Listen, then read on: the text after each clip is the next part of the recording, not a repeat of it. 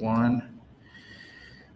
Welcome everyone to this Omaha Data Science class in the Data Engineering track. My name is Jeremy Bergman. I will be teaching this class on cloud solutions and API integrations. The first lecture here is Introduction to Cloud Computing. So in this lecture, what we will cover is just an overview of data engineering on cloud platforms. For this class, we will focus on the Microsoft Fabric platform. There are various different types of different platforms you may have heard of with AWS and Google Cloud. For this one, we will dive deeper into the different aspects.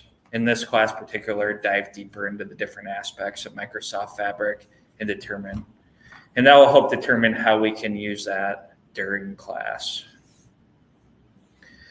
So first off, we will go ahead and do some very brief introductions since it took a little while to get started today. I have a PowerPoint slide out there. If it looks like everyone is connected to Slack, so we don't have to worry about that. We've done that in other classes, and it appears like everybody is in the cloud engineering channel. This is where we'll share notes. It was really valuable in the last class to be able to have students post their challenges or whatever else was going on, like configuration or other things. In this channel, we could use it for the same and just general communication. I'll also post homework. Homework's in here, links to PowerPoint slides and other course content. So it'll really be like our center of communication. And inside of here, I did an instructor profile just to introduce myself. Beginning class, I introduced myself, but this one contains a little bit more about my background. There we go. That's actually full screen like I wanted it to. So, all right. Just my introduction. Like I said, I'm Jeremy Bergman. Have linked to my profile, LinkedIn profile. Have had a wide variety of experience as telling the class here. Started as like a data scientist or financial analyst and went to operations analyst. Did a little bit in market research and then have managed teams in the past and now and then helped businesses, like Melinda finds out once you learn about data, is help guide them towards like better processes and better data and the structure and foundation that they need. Oh, that's what you're seeing? Yeah. It's working for now? Well, no, it's not showing that. Oh, it's not. It froze again. I don't know if I think you're might just be moving. sharing Your camera's moving. PowerPoint. Might be only that PowerPoint, not the screen. Okay. Sorry, I don't want to interrupt you. This is rough. Showing. Can you see the instructor introduction now? You know what I'm going to do? I'm just going to turn this other TV off and see if that helps just share this screen that I'm on. Did that. Let's see the StreamYard. What does it look like in StreamYard here? It's just the front page of the Intro to cloud computing.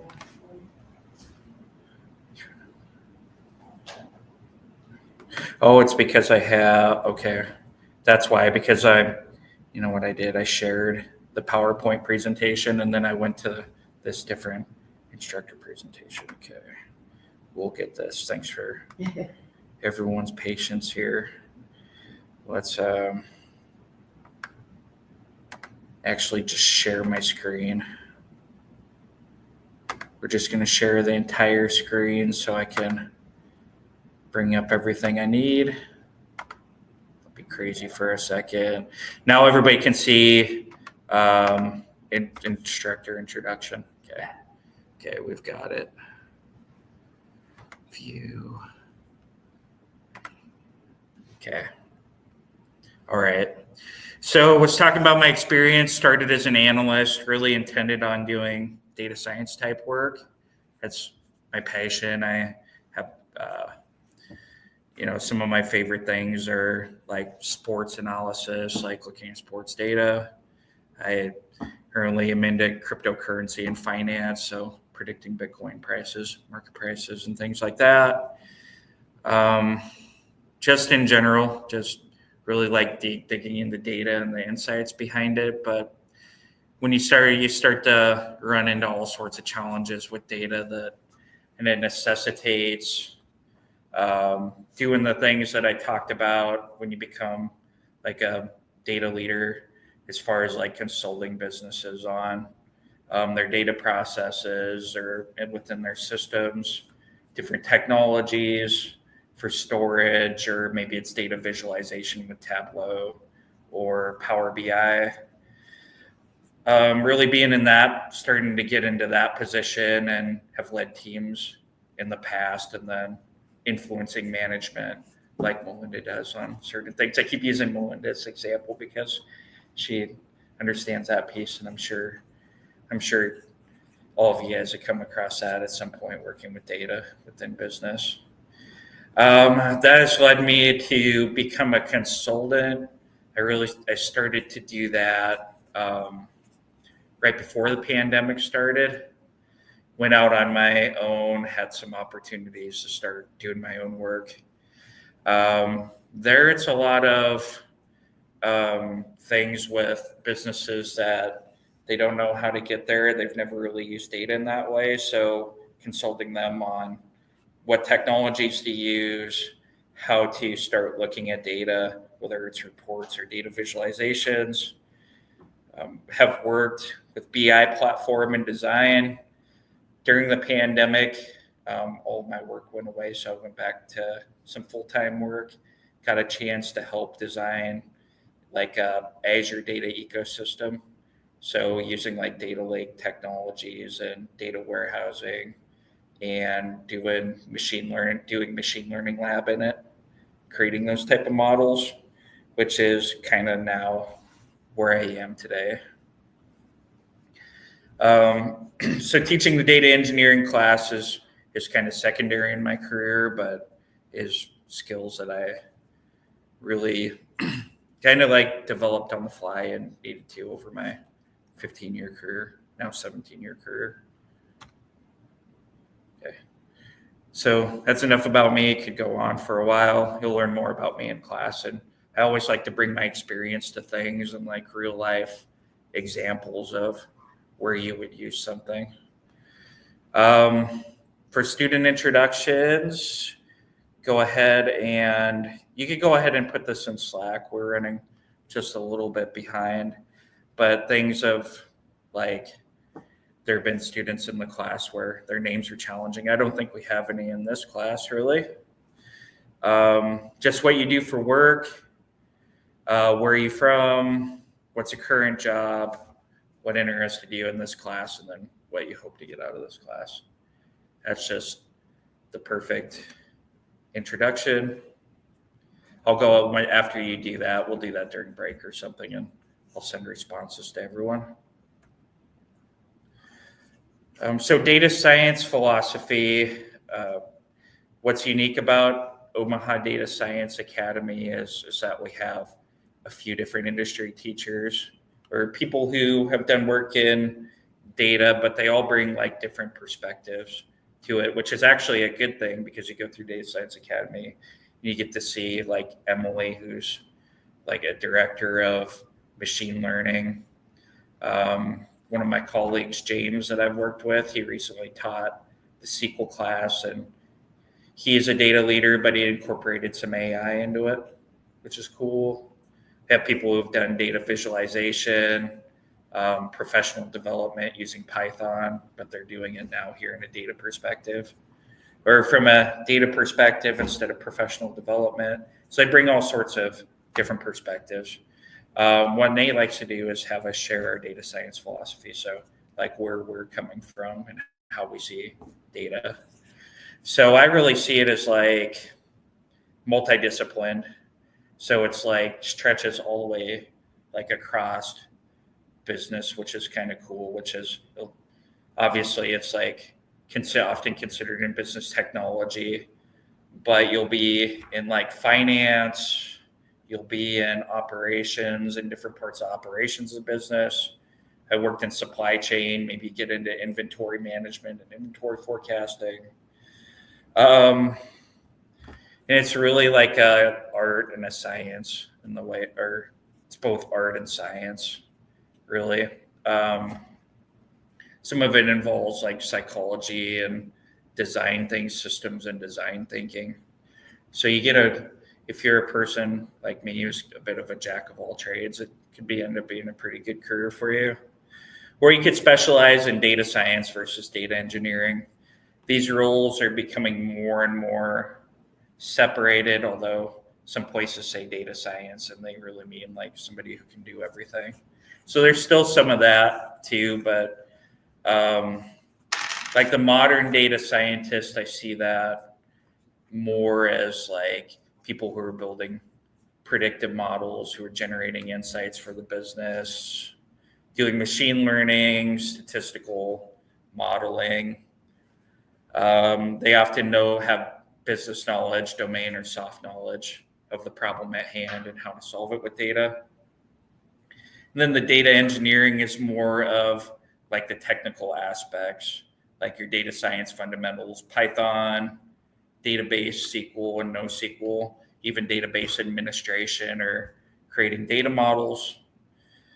And like in this class, being able to get data from like a REST API or different API, we'll learn more about that. And of course, there's pretty strong overlap between the two because even as a data engineer, understanding the problem or challenge at hand is really important to being able to get the right data and, store it and model it correctly and produce like the most accurate version of the truth possible for your business users. So really they work together and then there's pretty strong overlap between the two.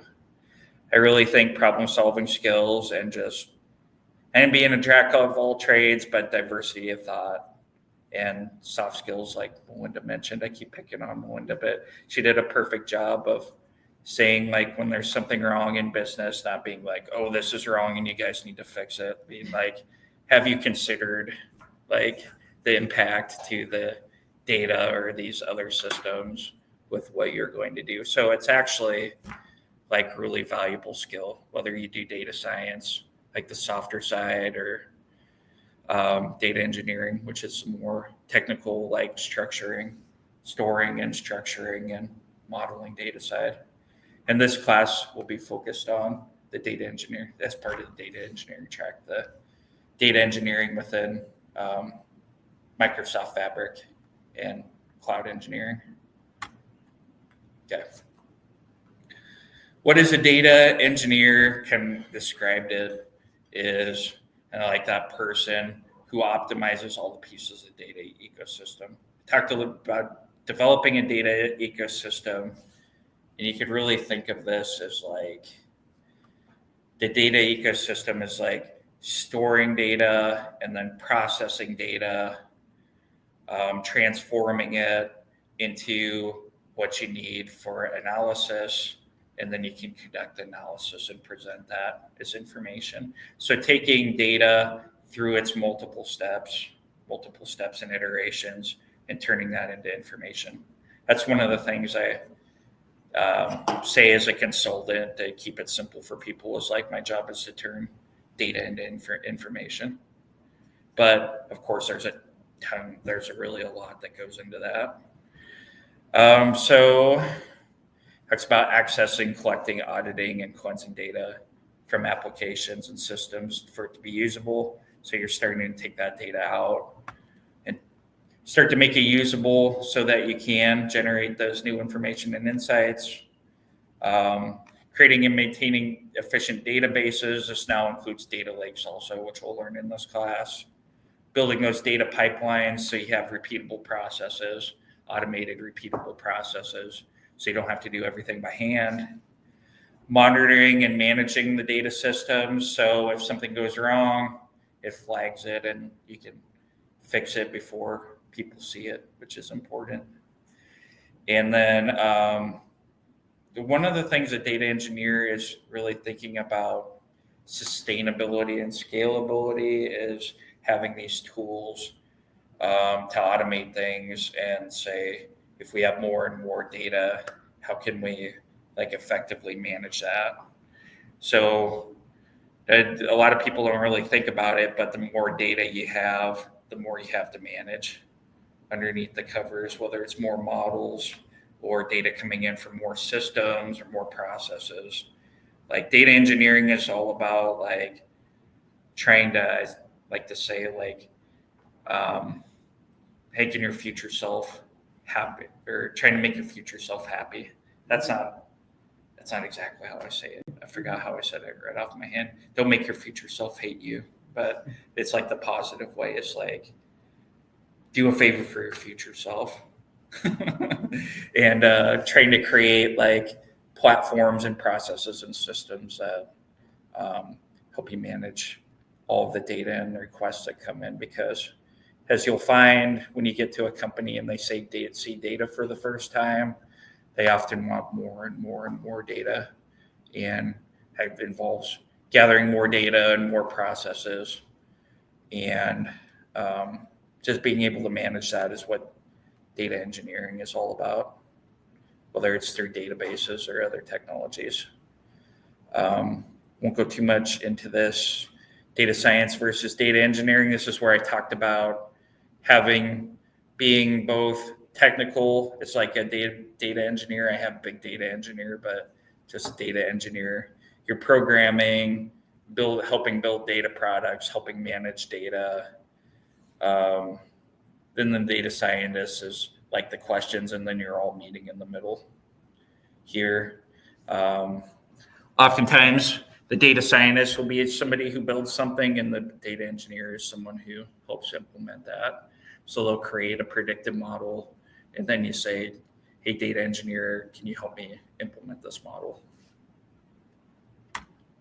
And then both having the business understanding and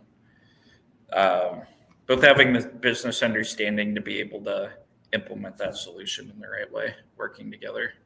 So either the data scientist is usually somebody who does everything, or they work together in this way.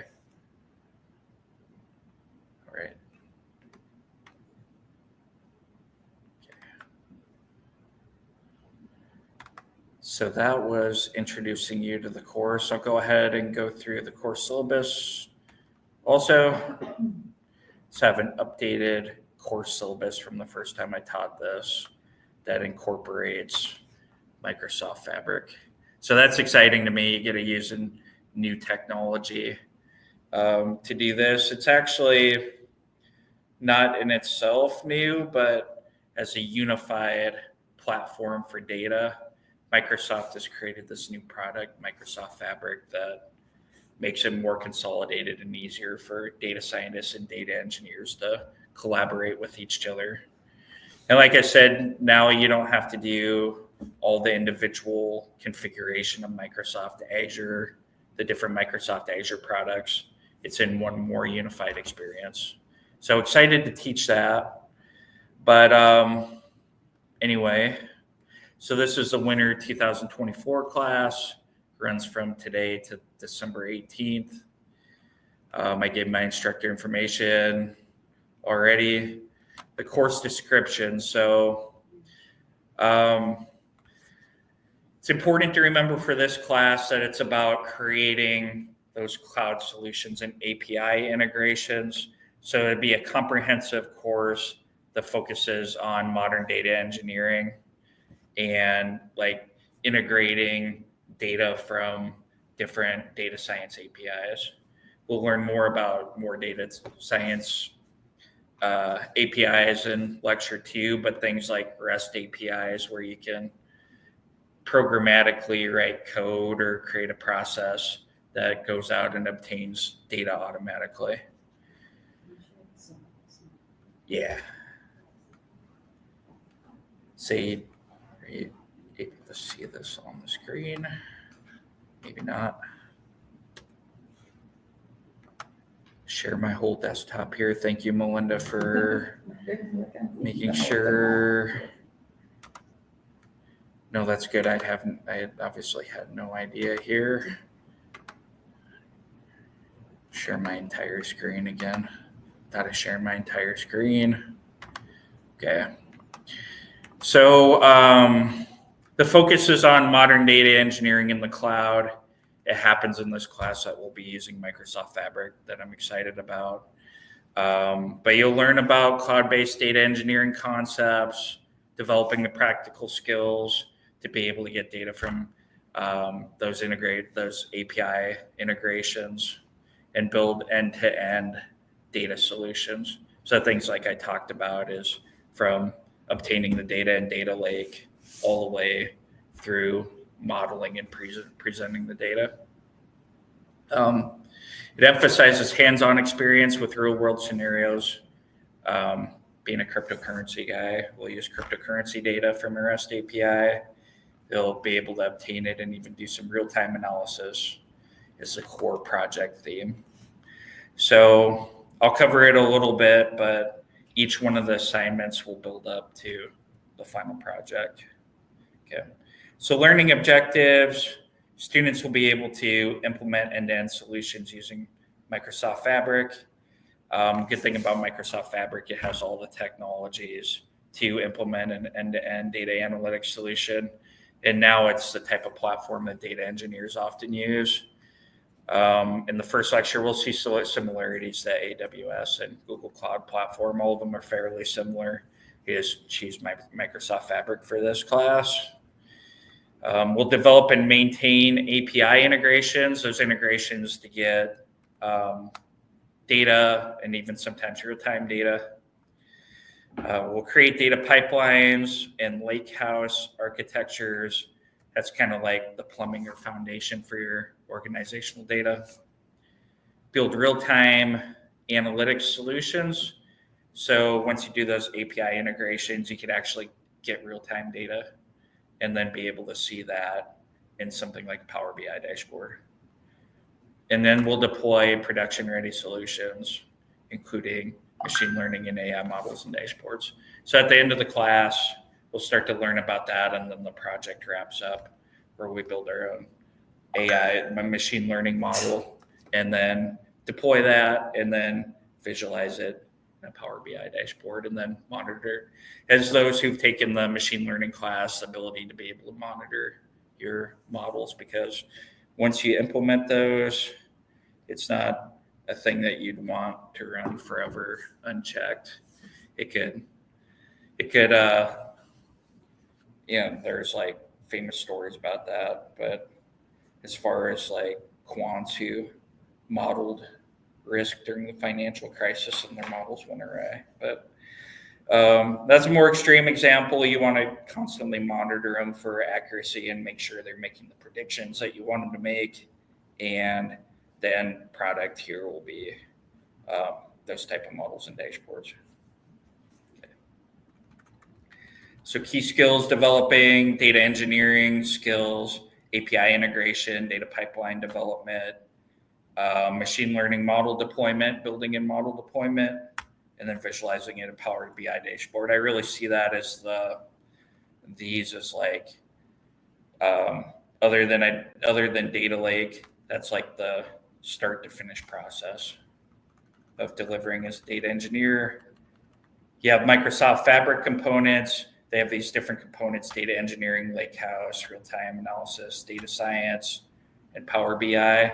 We'll see that in tonight's lecture.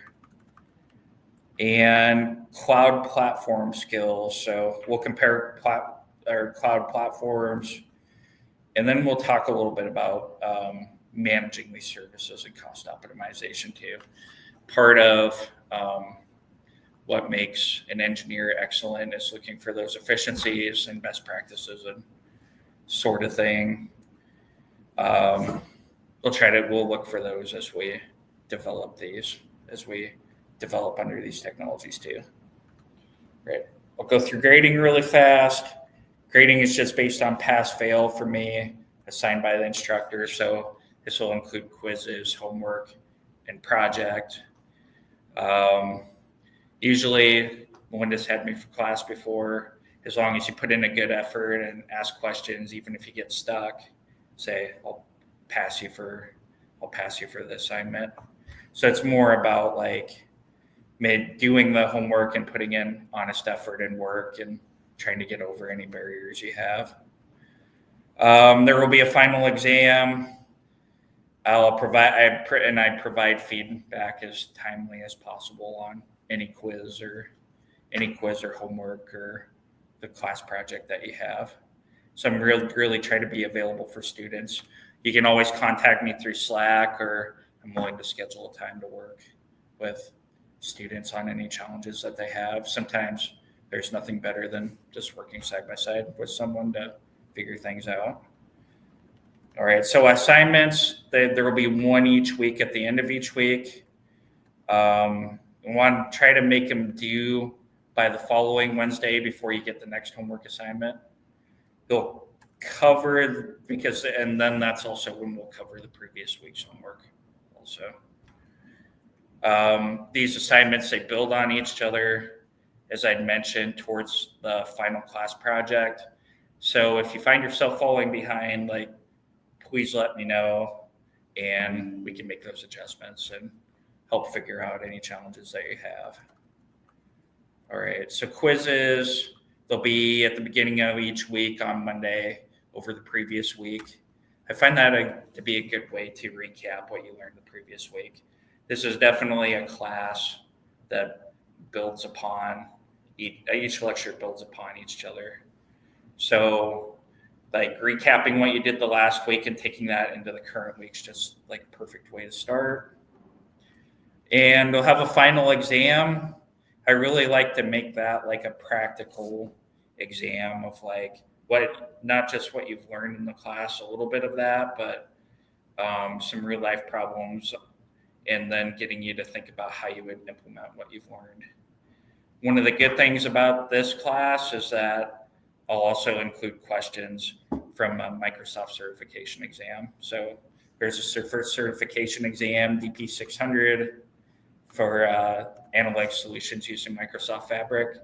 So you can take some of this knowledge that you have and have a pretty good start at Microsoft certification. I know AWS has their certifications too and everything. But yeah, this one will lead you to that. So like practical skills and on track to be able to get a certification and being able to do these API integrations also. Yep, so class project, you'll be that end-to-end machine learning model using Microsoft Fabric and to predict cryptocurrency prices. I think that's hopefully everybody thinks that's pretty exciting. It's an interesting one, and hopefully it'll get you thinking about other solutions that you can do with data that you obtain from APIs. Okay. I haven't had any other machine learning classes. Will I be missing information for that project, or? You won't too much. They make it pretty easy. Okay. And if it's a barrier, I'll help you with building a model and implementing it too. Because not always data engineering wouldn't always know the details of the model either. Maybe the data scientist builds a model and then you would help implement it. So if you're worried about that, like building the model piece of it, I can help you out with it. It has some guided tools in the Microsoft Fabric data science, what do you call that? Data science module that helps you with like model selection and things like that. It's like self-guided. But if you don't know how to do, we'll figure it out. If you don't have experience building models, it's not that big a deal. Yeah. So class 1's Introduction to Cloud Computing. I briefly introduced that at the beginning of the lecture. Do comparison of cloud platforms, introduction to Microsoft Fabric, and then for hands-on today, we'll just make sure that we're set up with everything we need. Class 2's Basics at APIs and Data Science will be really, it might be maybe the most technically challenging class in this course. We'll dive deep. We'll get a broad understanding of different types of APIs in data science and their roles in data workflows, and then working with REST APIs, how a data engineer would work with REST APIs, and figure out that process. So there are a bunch of different types of APIs, and then we focus on working with REST APIs. So REST APIs are those type of web APIs that you can write programmatically get data from. Those are probably the most common that you work from, but there are different types. We'll set up the new hands-on, the rest of the class, then week 2 is learning more about Microsoft Fabric. So this is where you'll start to learn how to manage data, create data pipelines, do real-time analytics, and machine learning within the platform. So really the platform is to take that data that you're getting from the REST APIs and have a platform to be able to put all those pieces together that you need for the end product. And then project and homework. So in class 7, we'll just have a working session. Say I'll introduce the class project, which will be due. We'll make it due before Christmas. But you'll build and deploy the machine learning model using that you'll be using Microsoft Fabric for that. And then monitor performance using Power BI. So you have an end product. We'll work towards that. And then we can review any questions that you had or challenges. Hopefully we're doing that along the way also. Then we'll have a final exam, and then any additional topics that I feel are useful that we didn't cover in the class. All right. Always feel like that's a lot of introduction, but we end up covering quite a bit in these classes. So it's a overview. You can always refer back to the syllabus for kind of your roadmap for the class. All right. So that leads us here into the first lecture. Can everybody see that PowerPoint? Would anybody like to take a break, or get through the first part? Get through the first part of it since we started late. Okay. All right. So we do reading view. Make sure everybody can see it. You can see it on StreamYard. It says Introduction to Cloud Computing. Okay. So I introduced it at the beginning of the class. It's really an overview of data engineering in the cloud, and then an overview of Microsoft, the components of Microsoft Fabric, and then a comparison against other data cloud platforms. Okay, Carmen's having connection issues. That's okay, Carmen. Just let us know. If you have connection issues, a lot of connection issues, this will be recorded at the end of class, so you'll be able to rewatch it. I'll provide everyone a link. So this is like an overview of cloud data engineering and cloud computing. Okay.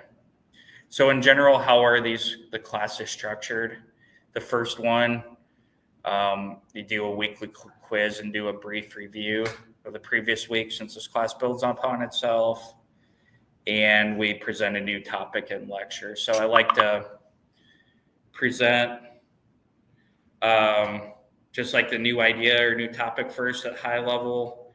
The second hour is more of like a hands-on or a deeper dive into that technology, whether it's a certain aspect of Microsoft Fabric or different APIs, how you would connect to and get data from and engineer those.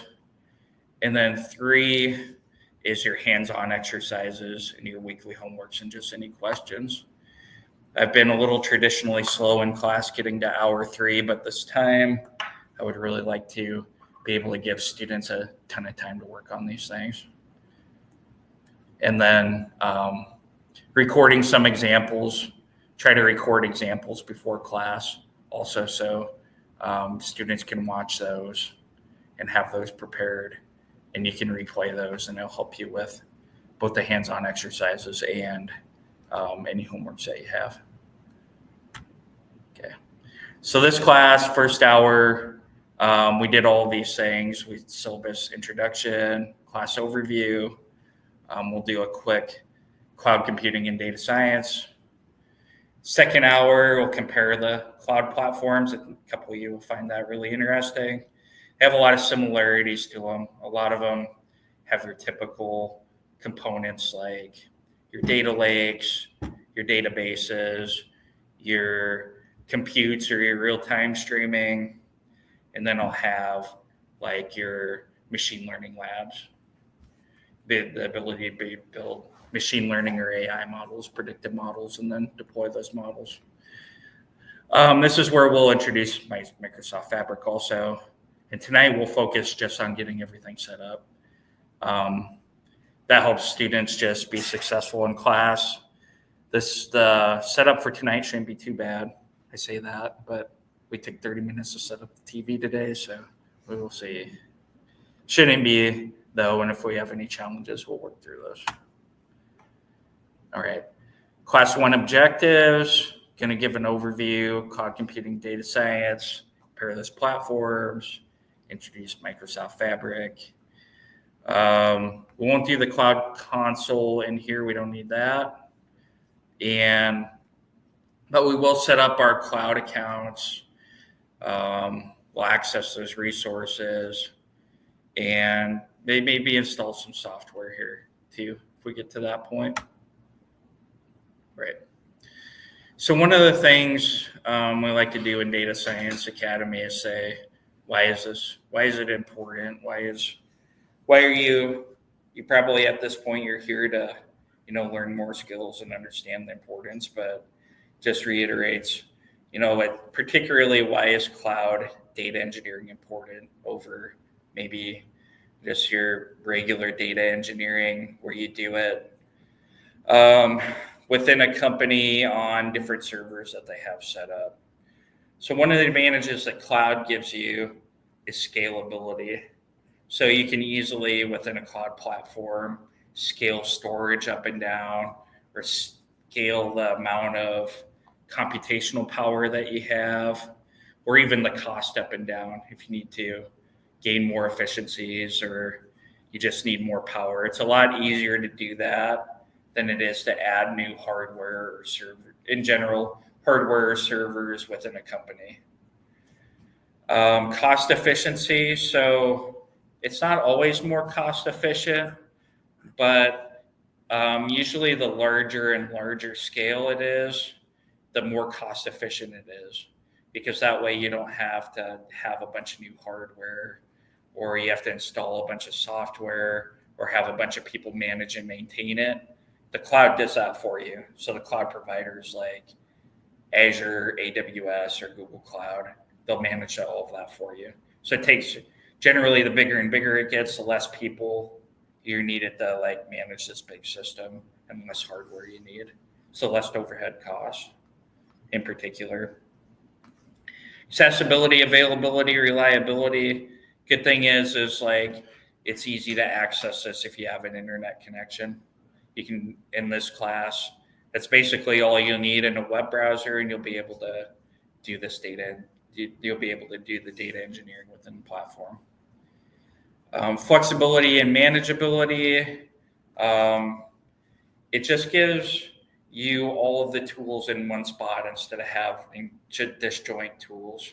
And particularly with Microsoft Fabric, it gives tools for both the data engineer and the data scientist in one environment instead of having to have, again, multiple services or multiple pieces of softwares and coordinating all of those within an organization. It's all in one piece. It's easier to manage.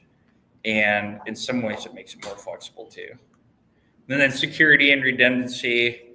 Cloud platforms tend to be more secure because they're focused on that instead of having to do all of your own security configuration, which can be really difficult, especially if you don't have that expertise. And backup and disaster recovery built in. So if a hurricane hit Nebraska and blew out all of your equipment and data centers or your machines and servers, you'd have backups here instead of it just being a disaster and you lose everything. That's a huge piece of it. Maybe the bigger ones, even your systems being hacked or taken down, network outage, and you're unable to access anything. I've been there when it happens and it's ugly. So having it in the cloud can reduce the risk of that tremendously. And eventually, interestingly enough, I've been at places where the data becomes an asset for the business because they depend on making all sorts of decisions based off of that data. And if they don't have it, then they struggle to make those decisions. The importance of data, it actually becomes an asset to the business that you want to protect. Okay. So cloud engineering and data science. The last slide is why it's important and just like why cloud is such a benefit. Cloud engineering and data science. So what does a cloud engineer do? Cloud data engineer do? They possess the ability to build and maintain data structures and databases, design data processing systems, enable machine learning and AI. They can model business processes for analysis and optimization, design for reliability, and cost, also design for reliability and cost. You could actually probably design processes that are more stable than getting information directly from the systems, connecting the systems and doing that. Visualizing data and advocate policy. Linda, once again, that's where you have found when you're working with data. Sorry, Linda didn't know she's going to get picked on here. When you're working with data, I need a break. I'm tired. Like you're that person who sees the data and the process, and then you advocate for certain things, right? Like you're like, we really need to fix these processes, or like you should really consider this when you're like want to put in a new solution or do something different. You're in a position to do that as a data engineer, data analyst, and data scientist and engineer for sure, and design for security and compliance. So designing secure systems or robust database administration and things like that. Here's an example of Google Cloud Platform. It has these different components. It has the compute, which is like your data processing, especially with big data, that becomes important. Your storage, all these platforms have this in one way or another. Google Cloud Platform has couple different types of data storage, but in general, they'll all have some type of data lake or file system storage. It's like you would see on your computer, files and directories, and database services that you can spin up. So you could spin up a MySQL database, or you could spin up a Microsoft SQL Server or Postgres database. So managed database services, they'll all have those in one way or another. And then some of them will have their own specialized data structures too, like Cloud Data Store, or Microsoft has a couple of different NoSQL type databases you can use. Big data, so another type of processing really for real-time analysis. They'll have some aspect of that. You'll see that also in Microsoft Fabric. And they have machine learning also. All these platforms do to different degrees. AWS, they were the three biggest players, AWS, Google Cloud, and Microsoft Azure, Microsoft Fabric. Even I guess you could call Data Haiku a cloud platform in some ways, because having your example of using Data Haiku. And I don't know, did you use Data Haiku in the other machine learning classes? Well, it's particularly focused on building machine learning models, and you can build pipelines and workflows, and you can work together. You can even do like Python notebooks in it and then monitor. It's even that to some degree where it has your storage. You can store data sets in it. You can process those, transform them by pipelines for what you need for machine learning models. You can evaluate the machine learning models and then deploy them.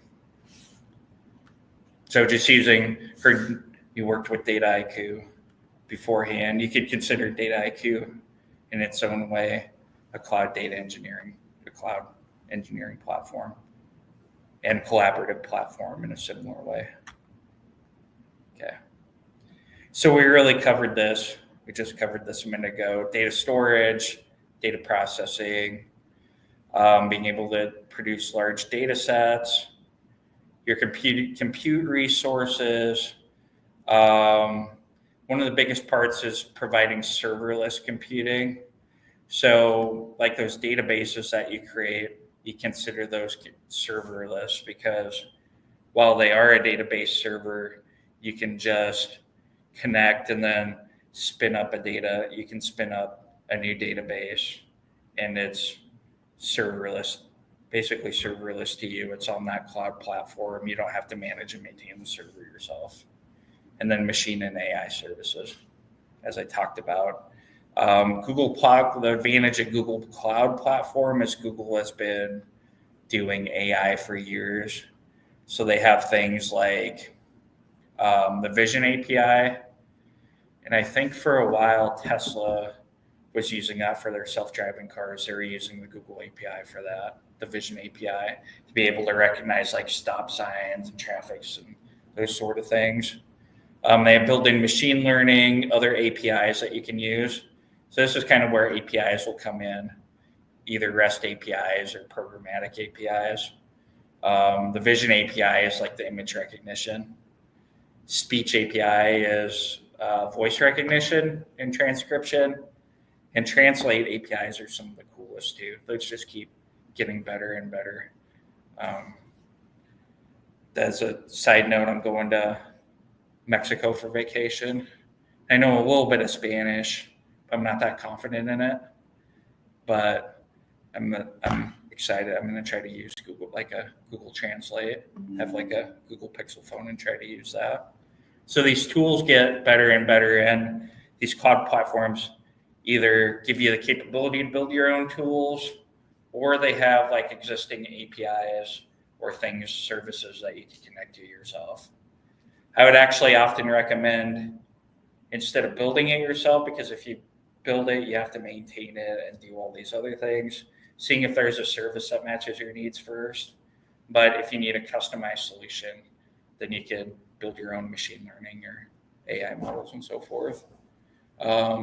Some businesses will need that if they just want to build specialized versions of LLMs or something based on their documents. You can do a large language model, or usually in the past they'd call them, can't think of the word right now, but basically you summarize all of their text, and then like you can produce directed output that way. Right. So your service offerings, talked about it a little bit. AWS, Cloud Platform, Google Cloud, and Azure. I think these are the best ways to think about them is those different types of services, including networking. So networking will be like where their data servers are located, or potentially like how secure they are. And then AI and machine learning, that last one should be. So like your compute. So I'd summarize AWS as like people who do development or run web servers. They love AWS because the compute is like super strong. Sometimes you need that for like a ton of traffic. Storage is really scalable if you have a ton of users and you're storing like transactional data. Databases, you have a lot of different features and different types of databases there. It's probably the most expansive. I know they have NoSQL databases, and the Postgres ones are really like performant, and you can do like things like taking in data really effectively, like feature rich. Extensive network, and they probably don't focus on AI and machine learning as much as the others, but they do have more and more services available and the ability to build your own also. So Google Cloud Platform, I like in the last slide, they're mostly known for AI and analytics and their search engines. They build a lot of technology around that. So their compute's robust, be able to do that. Actually have some of the most cost-effective solutions. So they perfected like being able to index and store a ton of information, like websites, like the Google search engine has. They manage databases. Their networking's global. They have data centers all over the world, including Papillion and Council Bluffs. And they've generally been innovative in the AI and machine learning space. You kind of hear recently that they feel like they're falling behind the other platforms a little bit. But they've been traditionally known as one of the biggest innovators in the space.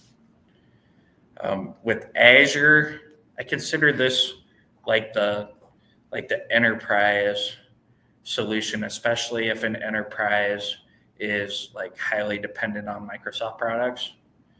Like it's like highly integrated with other like OneDrive and that type of storage, or highly integrated with Microsoft Office products, SharePoint, even in managing access and users, highly integrated with things like Microsoft Active Directory. It's highly integrated with the existing like Microsoft products and stacks. That's probably the biggest key aspect of it, or the biggest advantage. Enterprise ready. It's generally easier for enterprises to set up than these other solutions. Networking, they've worked a lot on security, especially like HIPAA compliance and medical data. That's one of the things that I've looked at in past for a client is like what's like the most secure type of storage, and Azure is typically like got those different certifications, the information security and data security and HIPAA compliance and those things. They really pride themselves on that piece, and fairly comprehensive AI and machine learning models. I think they have Microsoft Copilot now, but they're also doing hand-in-hand integrations with OpenAI and their large language models. So they continue like Azure's kind of, or Microsoft's, like the way I see them is like they try to produce their own solution, but usually they end up buying someone and they come up with a better solution that way. But they're always continuing to improve also. Okay. So that's actually brings us to what would be the end of the first part of the lecture. I'll let everyone take a break at this point, and we'll come back and we'll do Microsoft Fabric and get everyone set up. So that's a lot in the first hour, but yeah, overview and the importance and getting set up for success for the rest of the class. Right. So I'll put this on break and we'll come up and finish the class, and then we'll work together on getting set up at the end. Sound good? Unfortunately, I lost my other set of car keys, so I don't have keys to Nate's office where all the goods are at. I just realized that when I got there, that key was on that keychain that I lost. I did that one time. She is here. Yeah. Emily wants the semester out. If you don't, so we'll take like a 15-minute break. Did a lot there in the first hour. Into your batteries. I know. I knew that was gonna happen. It started to, I got through it to the part that I needed. That's This mine. one's yours. But if you need it. No, Okay. I'm pretty sure I packed mine.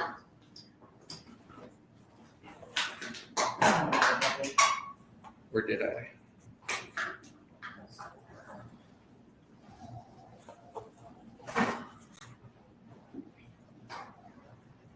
I swear I brought my charger with me.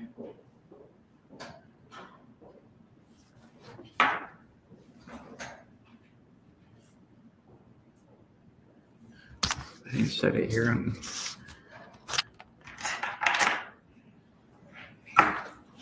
the challenges of getting set up for the first class. So confident. I'm like, done this before. So it's gonna go smoothly. And not have I don't have my charger with me. Let's see if I can use hers as an HP. Yeah. I swear that I picked up my charger when I was grabbing everything before I left the house. I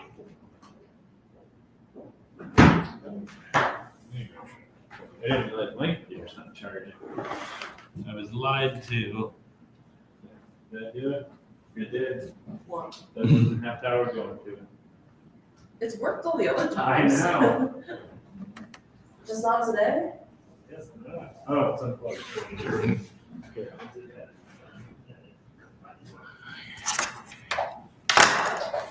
There. Oh.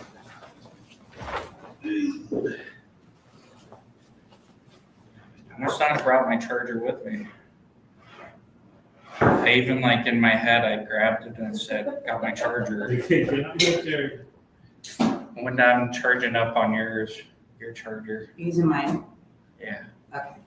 I swear I grabbed mine even in my head, I grabbed it and Usually said what I do charger. is make okay, I do have this. Yes, do I have this? When COVID was Oh, going I on, did that and made I a Google Where with I grabbed it. an Alexa thing.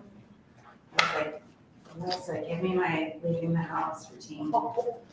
And be like, do you have your phone? Yes. Do you have your mask? Because it was COVID. And I was okay. So I was getting so because I wasn't leaving the house, and so when I did, I was like, I don't know how to exist in the room. So I made what's my leaving the house routine? Okay. These are the things we do. This is how we adapt. This is how we go outside. Whatever works. Now I get- if I bring my laptop home from work, I have to when it's time to go back to the office, I have to put it in its bag by the front door. So I have forgotten it twice. Oh. And I live 8 Worthing Center, but I work in Council Bluffs. And one time I literally got 2 blocks from work. I was like, no. The other time I only got a few blocks from my house. Getting better. But I'm there's things like that. I have to The mistake I would always make is I take my wallet out of my purse because I had to do something else. Like, I don't need my purse to do this. I just need my wallet. Oh, right. And I was headed down somewhere near the purse, so I go to work, and then I usually realize on the way home, oh, I don't even have my wallet with me. Like, but they don't have to pay for anything, but if I ever got pulled over, this is going to be an issue.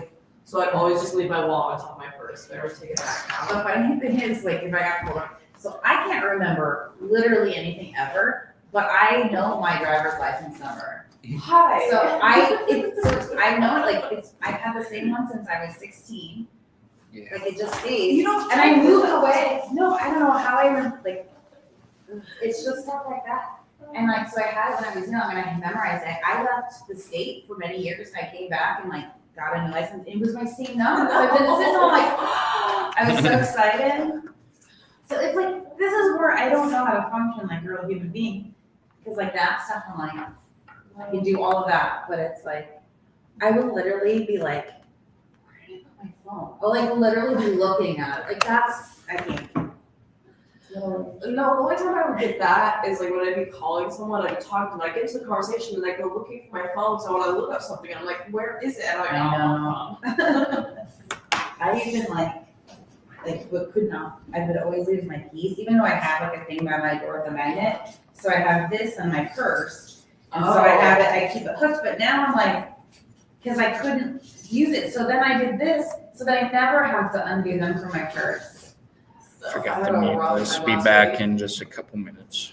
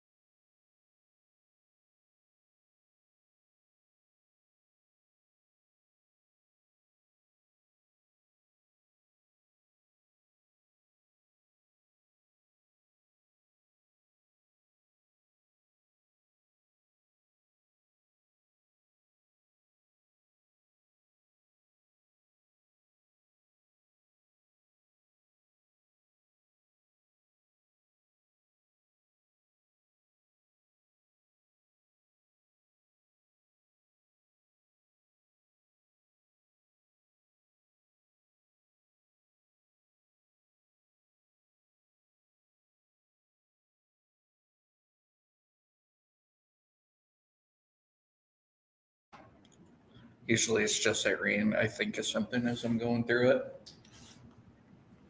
Okay. Go ahead and start hour 2 of lectures here. The second hour is covering an overview of Microsoft Fabric. What is it?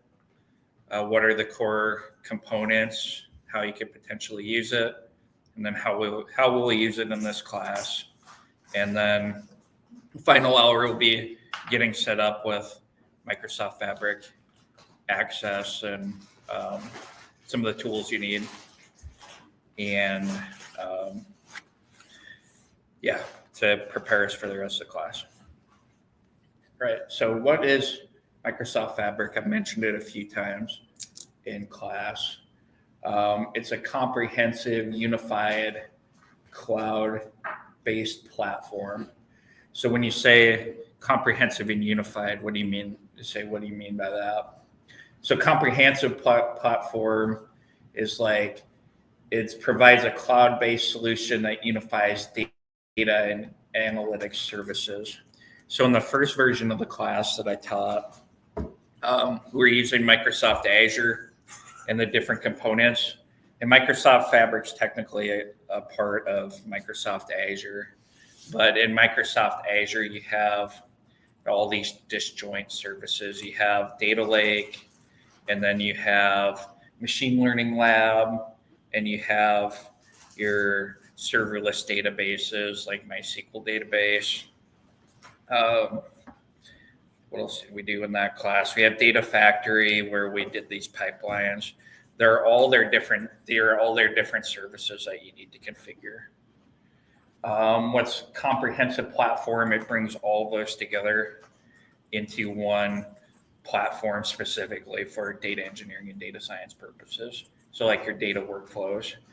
Microsoft Azure is like this huge offering. It offers like DevOps for developers, create like applications in mobile, all sorts of different types of cloud storage and redundancy and security. Fabric just really like brings it to one spot, and it's comprehensive just for like data science, data engineering, which is really like nice collaborative environment it's also a collaborative environment for doing this type of work as opposed to just having everything in different spots. Integrated services seamlessly integrates various data and analytics services into streamlined processes, particularly with Microsoft Fabric, highly integrated with other Microsoft products, whether it's Microsoft SQL Server, OneDrive, Microsoft Excel, like Office 365. I was trying to think of other sources of data. Pretty OneDrive, maybe I just said that, but it's really like highly integrated into the Microsoft technology stack. Leverage AI and machine learning continues to do that more and more. You can build your own, or Microsoft also has its services that you can do. Whether it's what's the one for Microsoft here that's annoying, or not annoying, but it's I can't think of the name of it off the top of my head, like the Microsoft Assistant, or they're bringing OpenAI into the fold and everything. They're always continuing. I can say about Microsoft is that they're definitely always improving, whether it's trying to build their own or buying other solutions. Driving insights. So it's a platform that brings data together to be able to drive insights through like machine learning models, Power BI, and simplifies data management. It has all the tools in one spot. It helps data engineers and data scientists collaborate in a way that we saw kind of at the beginning of, or like before the first lecture, where data science and data engineers, they have their separate things, but they have strong overlap too. Helps them platform that helps them collaborate, especially given them each their own tools in that middle ground of data management also.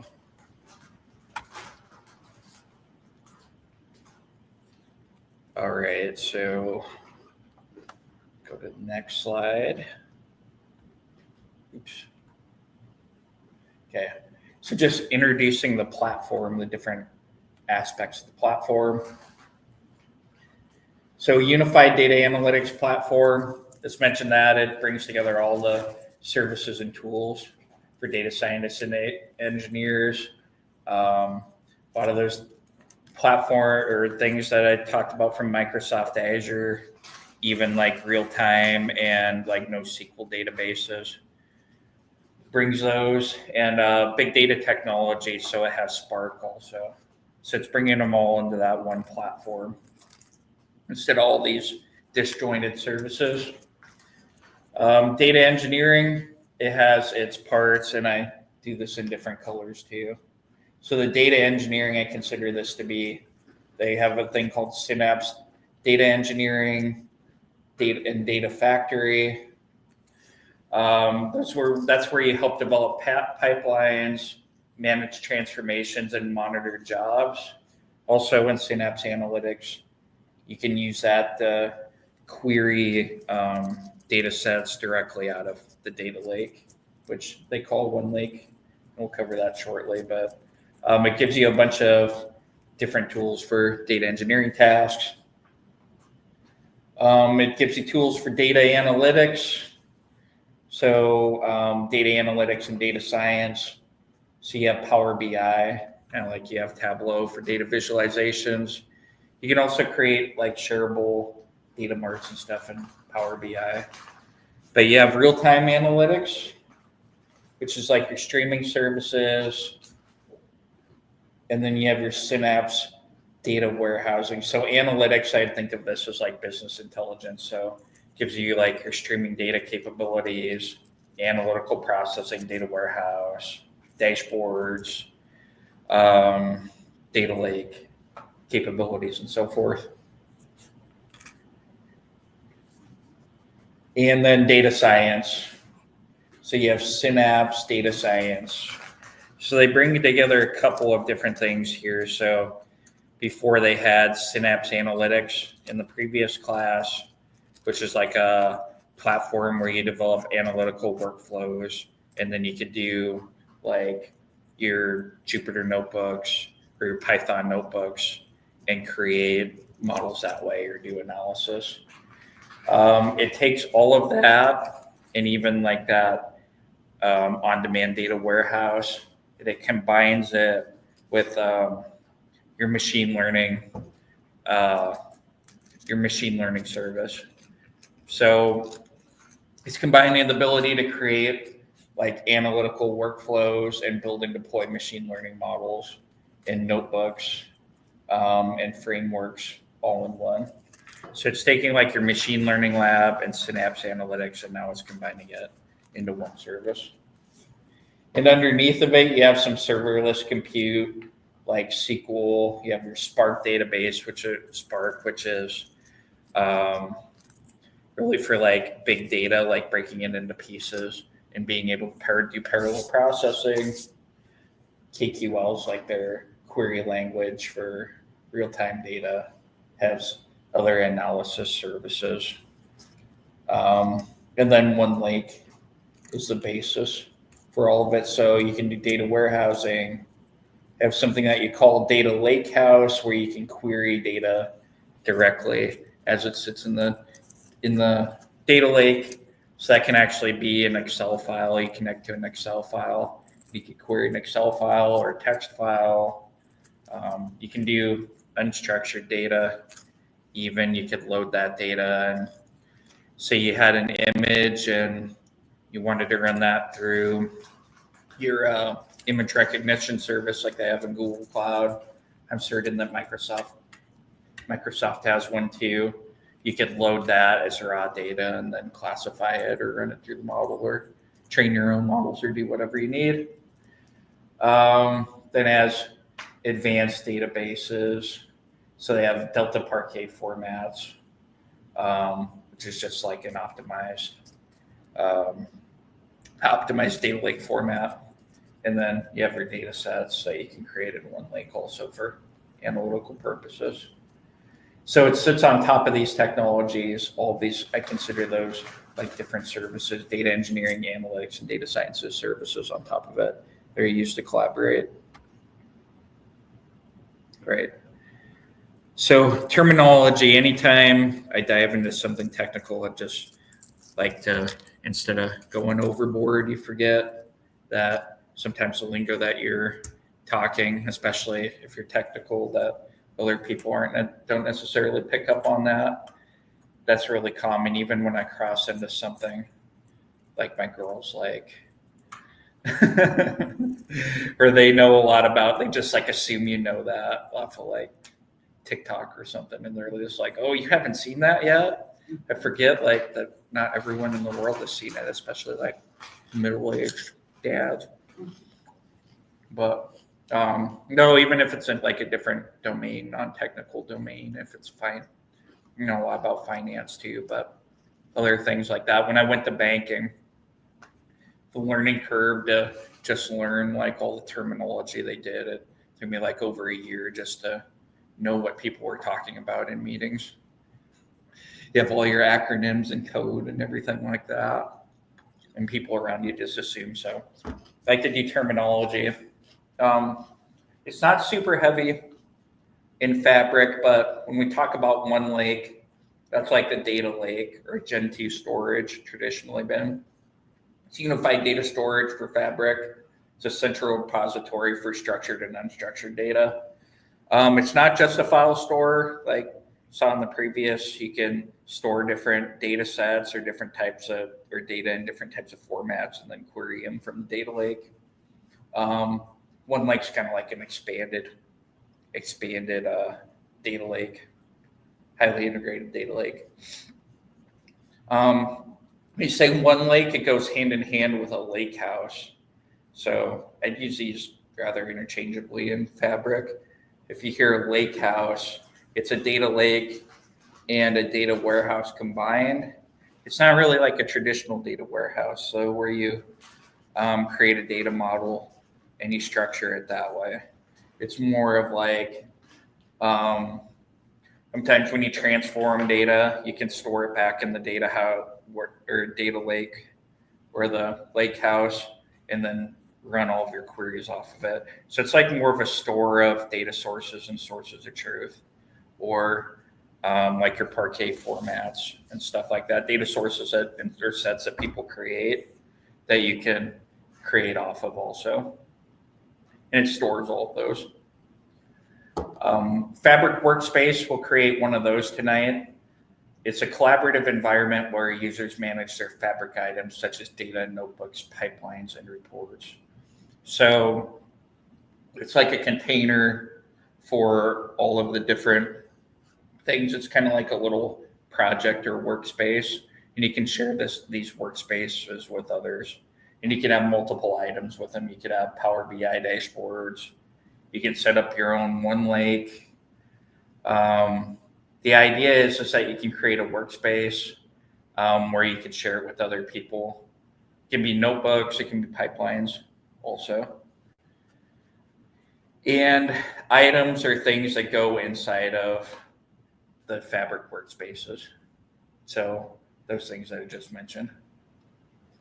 One of the more interesting things, so there's a lot of like there's always like new terminology in these things.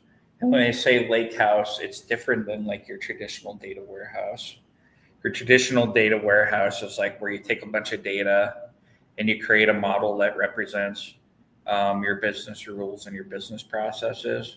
And you query it. It's like a kind of like your own data structure that you create specifically for that reason.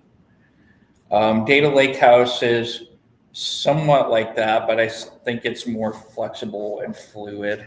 So it has data sources that are coming in and then people creating their own data sources and reusing it. So it's different than a data warehouse in a traditional sense, but in Microsoft Fabric, you have the choice to do both of those also. You can create your traditional data warehouses, or you can go the data lakehouse route. Then within So you can use both of those data sources, and now Power BI is integrated with Fabric. You create little data marts or data sources for business users to be able to connect to and create dashboards and so forth. So it's kind of like in my past, I've had self-service, and I've set up some of these data sources for clients to use. So I'll take data out of their system. I create like a little data mart or data source in Power BI, and then they just connect to it and make all the reports that they want. So you don't have to do that. All right.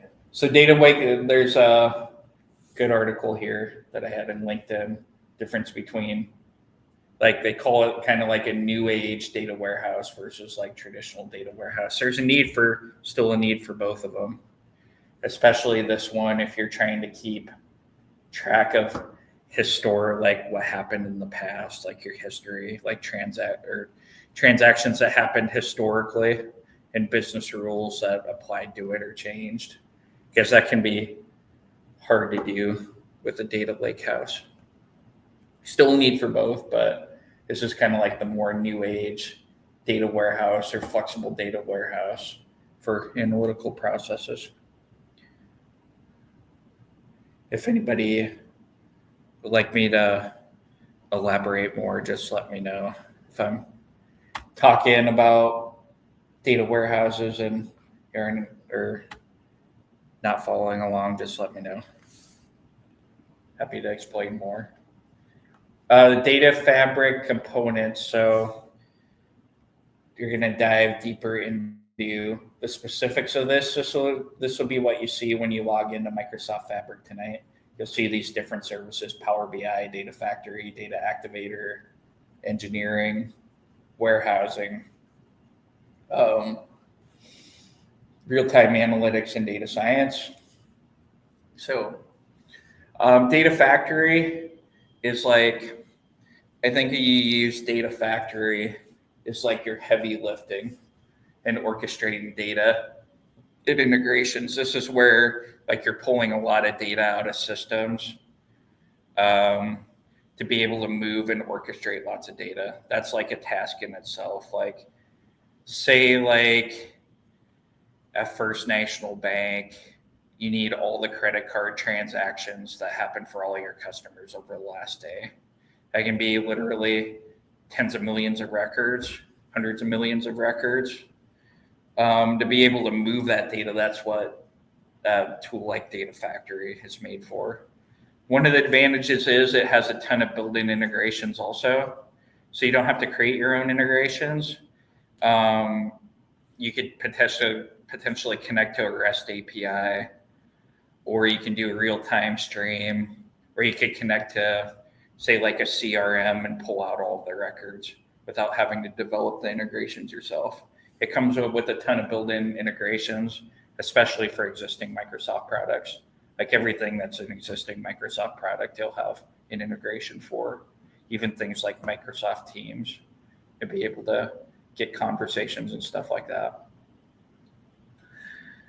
Data engineering, that's the creating, managing, and processing analytical workflows. Talked about this a little bit. It has Word notebooks.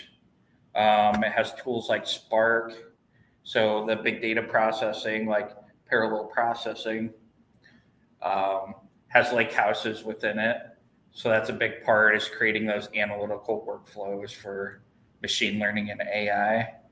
Typically, you don't get that data as much out of a traditional data warehouse. It's like streaming data, or it's data for a specific need or specific model. And that's where that lake houses especially come into play, is for analytical type processes that you create, repeatable processes that you want to create.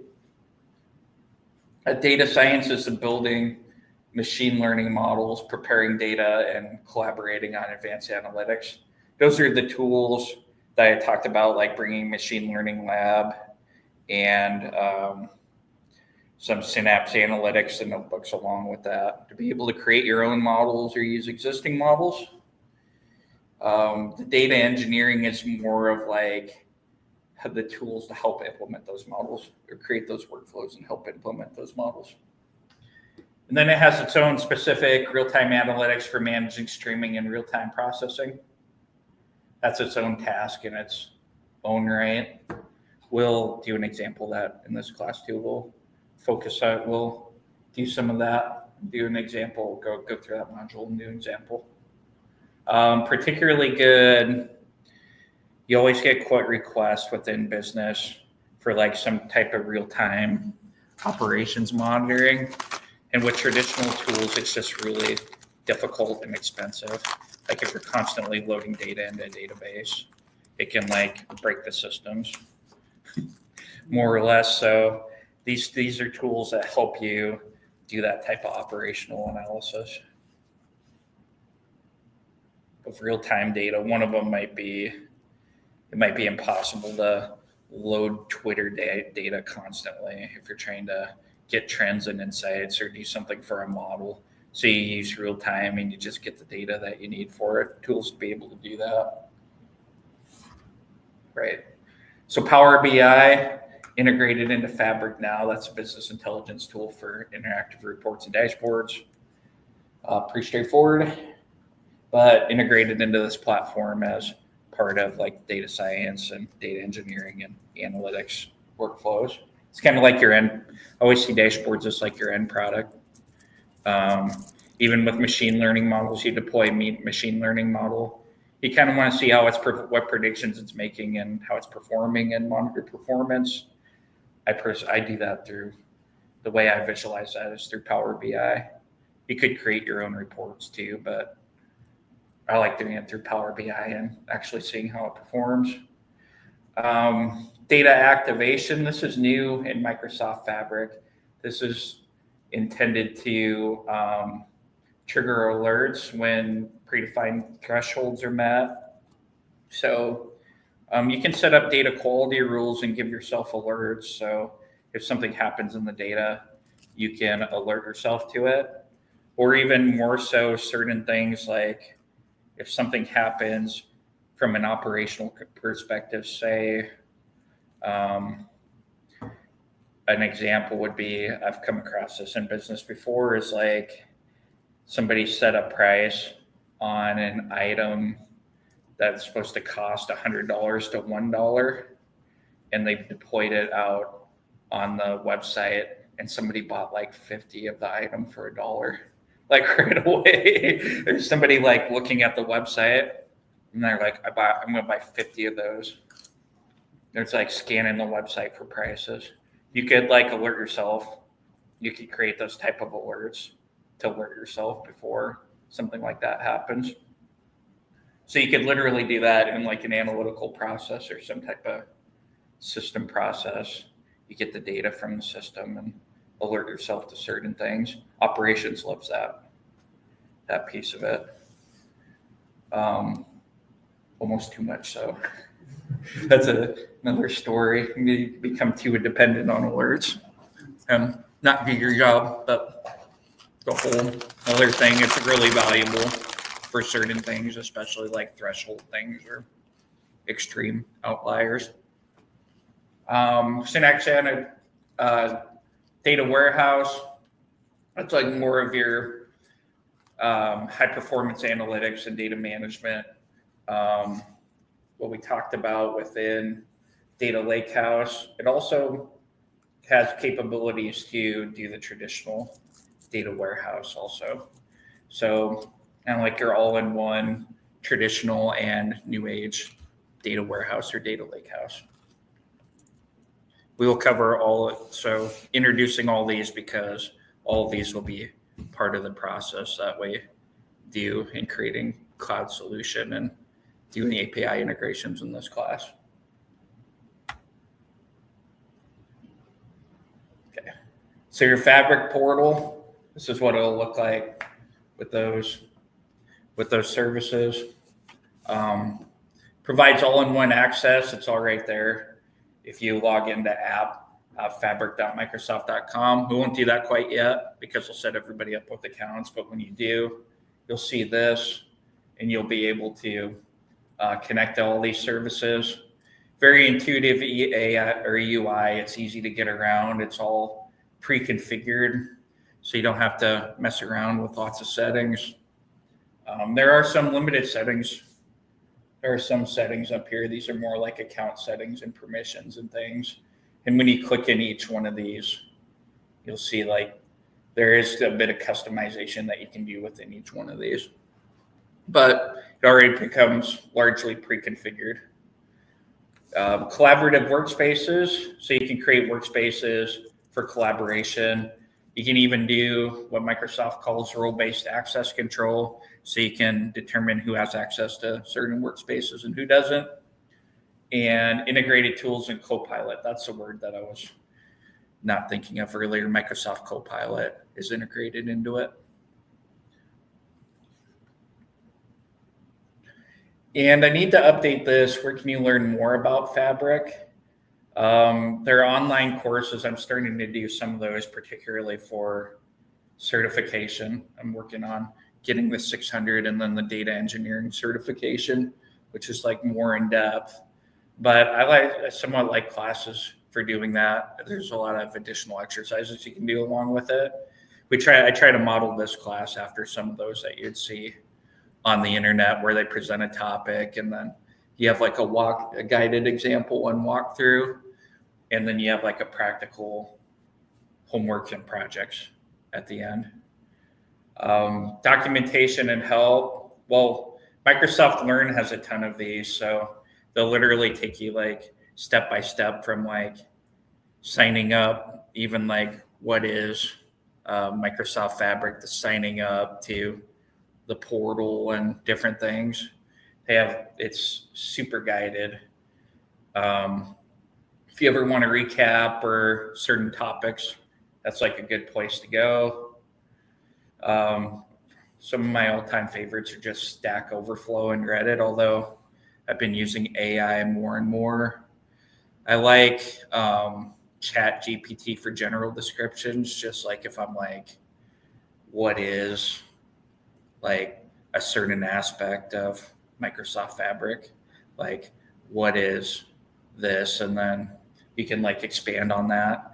What I use Claude a lot too, and that's great for problem solving and generating code. So like if you run into a problem, like you give it like, I'm having this problem, or like it can solve certain things for you. So I highly encourage the use of AI in this class, not for the quizzes or the final exam, but for anything in between. I can tell the people who use AI on there. You can still tell like AI answers a bit. That won't be forever, but you can tell if somebody does AI answers on their quizzes or tests. And it's ultimately for you, although, I mean, you're the people who decided to take the class. So the learning's ultimately for you. So that's the problem with teaching. There's like, I know with my daughters are really concerned about it because a lot of people just type in the question and then paste the answer and not do any of their own thinking. But especially now in tech, there's no like reason not to use these generative AI tools to help figure out things. Even all the time. And I like will ask questions like, I'm doing this, but it's not working. I tried this and suddenly like, you're right. And so especially totally validated if the computer's like, you're right. I know I did that the other day. I told someone I was trying to find something on a website, like one of the settings, and then it like guided me there, and I'm like, this isn't on this webpage, and it's like, you're right. Occasionally it gives you like not a perfect answer, but it gets you there way faster still.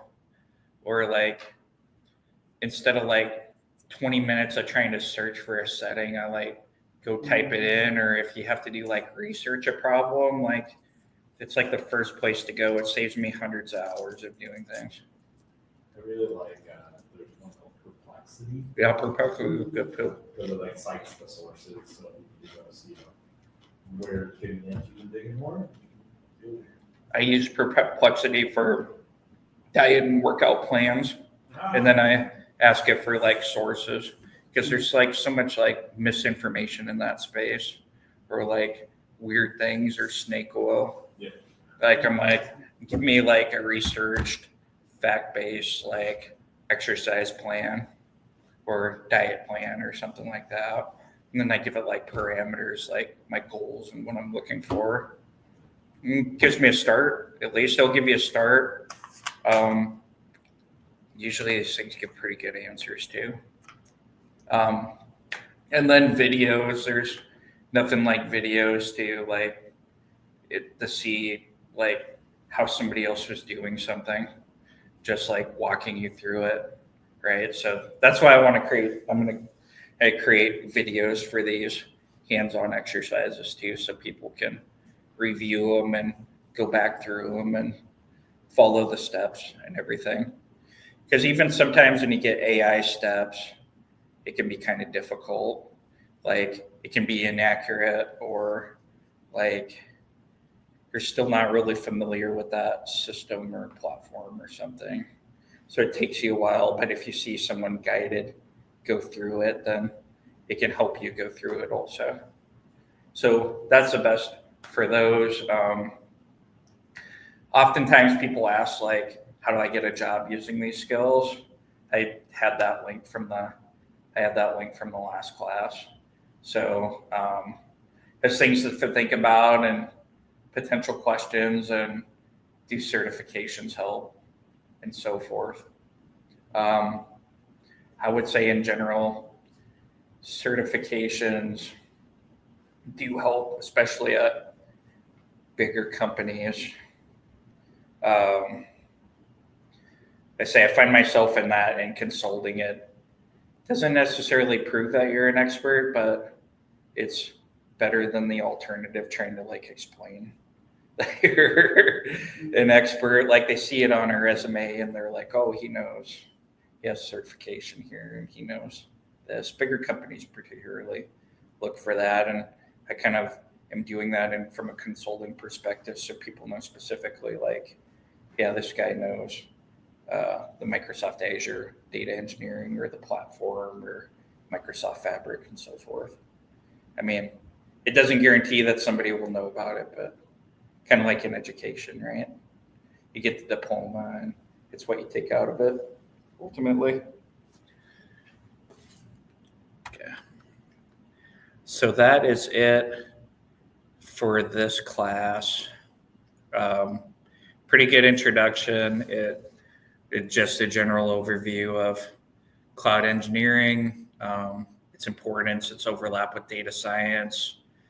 What we're going to do in this class is use these tools, or Microsoft Fabric, in combination with what we're going to learn in the second class with APIs to be able to produce those end-to-end solutions. So this is introducing you into the cloud tools that we'll use in this class to be able to create those end-to-end solutions using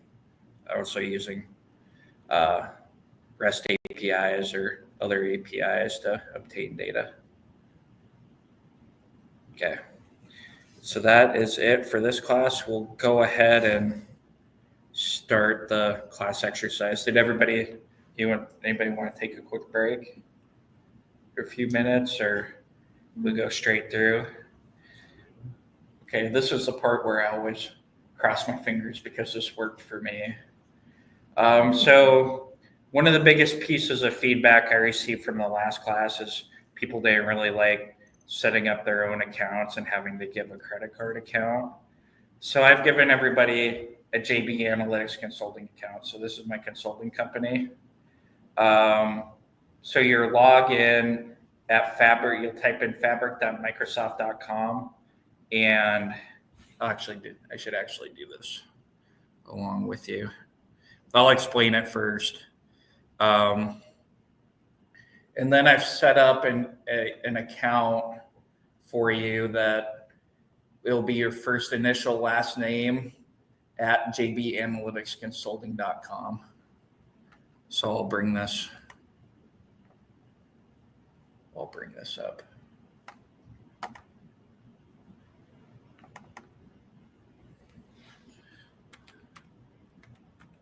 Fabric.microsoft.com.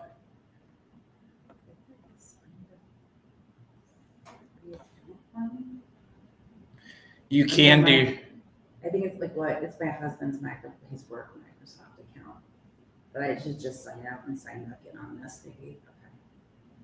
okay, so what you can do, It's like, I know I did. I forgot to delete that before I got here. I did a Beavis and Butthead account. So first name, first initial, last name at jbanalyticsconsulting.com. That's what you'll do. I have a different account set up myself.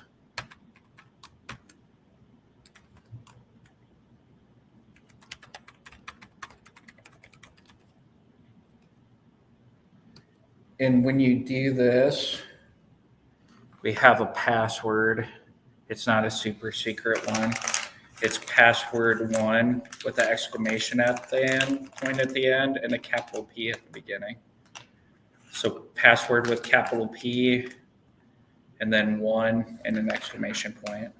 Because if that's successful, it should ask you to set your own password.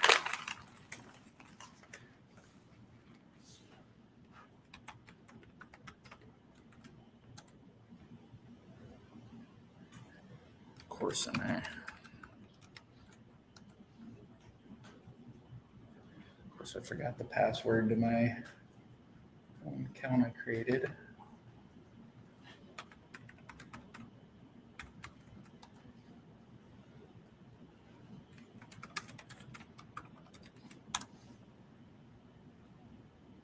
That one.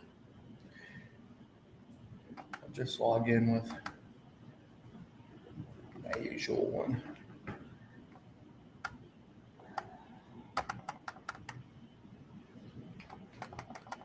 Did that come up for everybody?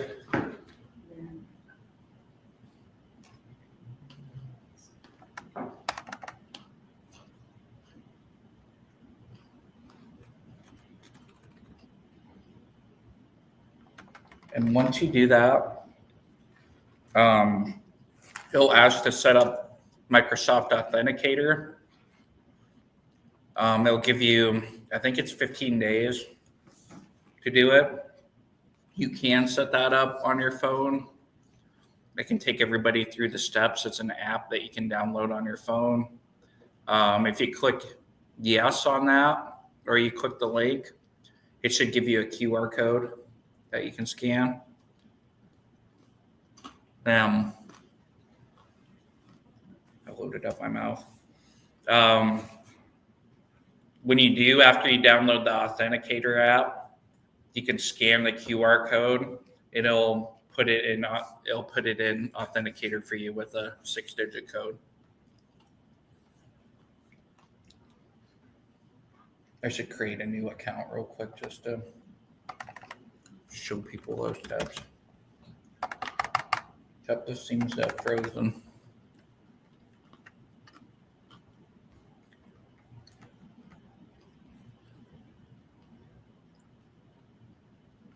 Well, the run was good while it lasted. That lasted a while.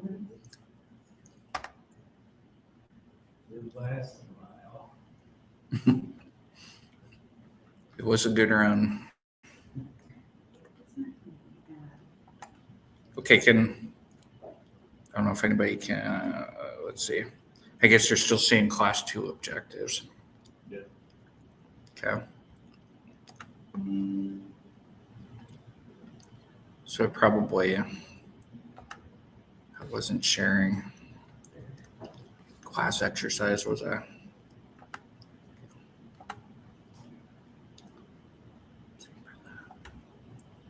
Share screen. Just share my entire desktop screen here. Okay. So logging into JB Analytics Consulting, we did that. It'll ask you for that password. You set a new password, set up Microsoft Authenticator.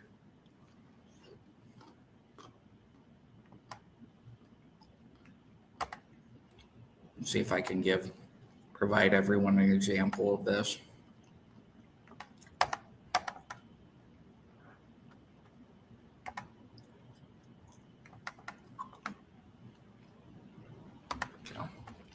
Um,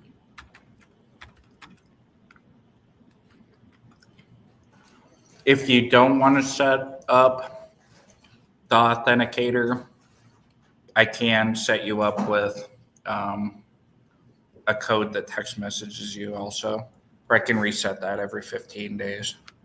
If you can't get it set up or there's an objection to having the Microsoft Authenticator on your phone.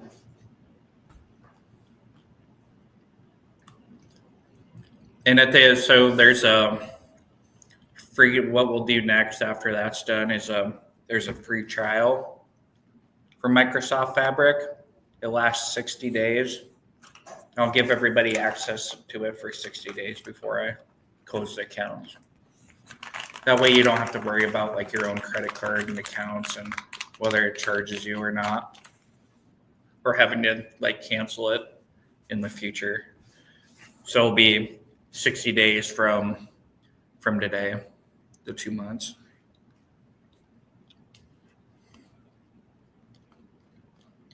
So everyone's successful at setting up the account.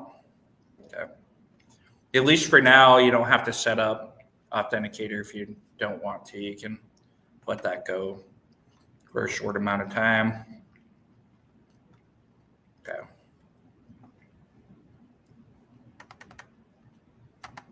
Let's see Fabric.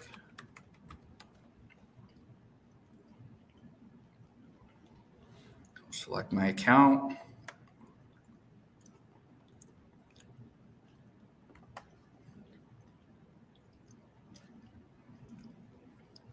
So the first thing, so you'll see the Microsoft Fabric landing page, like we talked about, has the different services here.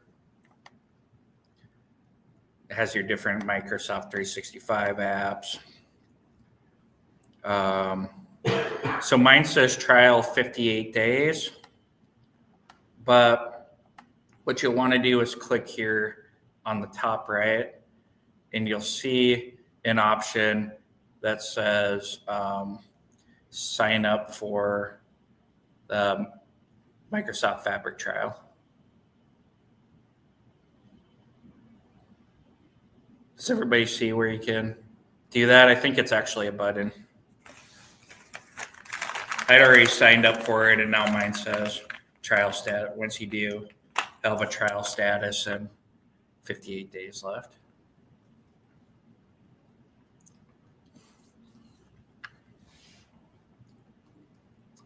At the end of 58 days, you have the option for buying Fabric. But Mine stated your Power BI trial has started. We cannot assign you a free Microsoft Fabric trial capacity because your Microsoft tenant has reached the maximum number of available free trial capacities. oh, that's interesting. I'm just letting you know. That probably means that I may not be able to let everybody have a free account on my JB Analytics Consulting. Read that to me one more time. It's here.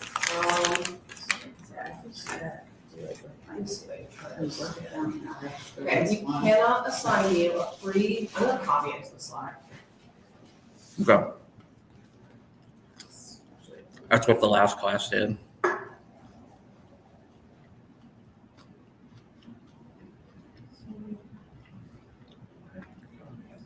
Okay, so the slide.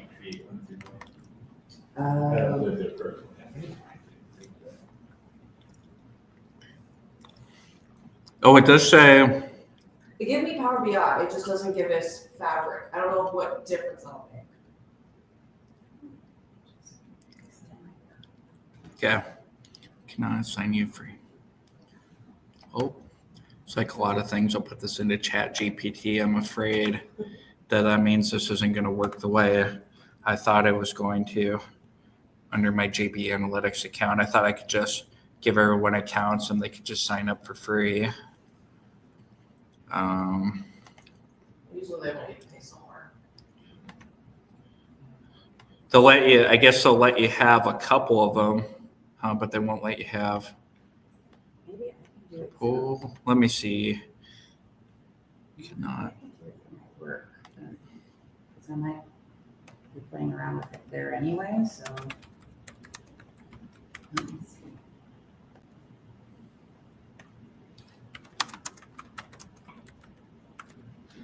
Capacity, there we go.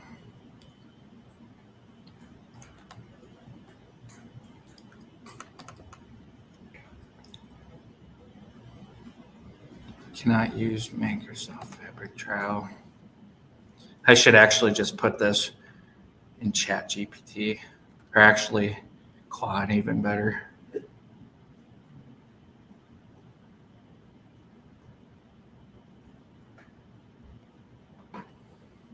Okay. I'm like, why do I even Google anything anymore?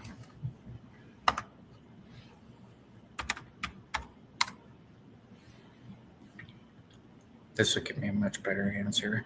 I was doing that with it's a site called Jotform, and their like support forums and their documentation is horrible. And I found a lot better answers just asking Claude, amazingly, for like their own product.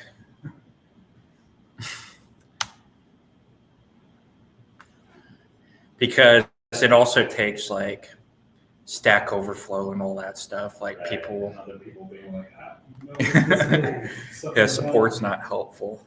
So I was able to log in on my work account and I have Fabric free. Oh, the Power BI like you have. Is that maybe what it is? It gives us, the one I got, it says I can have the Power BI trial, I still have the Fabric trial. Okay, so Yeah. it gave me free Power BI, but now I can do the trial. So try the pro trial, right? That's what it is? That's Power BI Pro, which is different than Fabric. Oh, that's not. Yeah. They'll just get you like Power BI, and then there's Power BI Cloud Service where you publish like dashboards Okay. to that. So can I actually do that? The trial?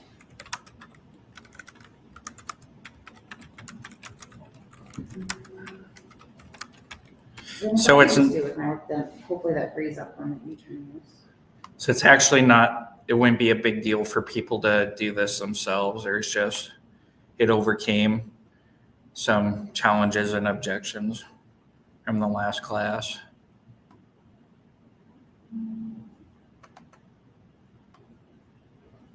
Why does it think I'm trying to cheat it or trying to break the law or the terms of service? Probably the term service. So, let's see. Yeah. How come it only gave me Power BI then? That's be silly. Look into academic.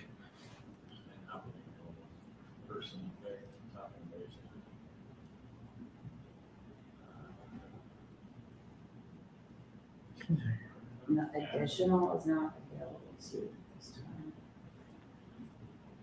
It might be that, Yeah, your tenant needs to, unless, are you like the admin of Power BI? no, I mean, we don't use that at work. Oh, okay. We have Microsoft, but, okay, so it will not me sign up for a trial. Yeah, it'd have to be managed That's by your why. tenant to Oh. allow Fabric to even be an option.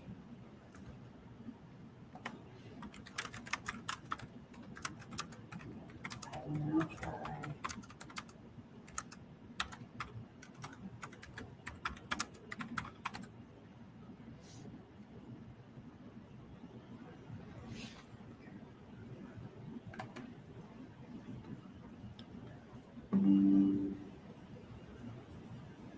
You need a Power BI Pro license.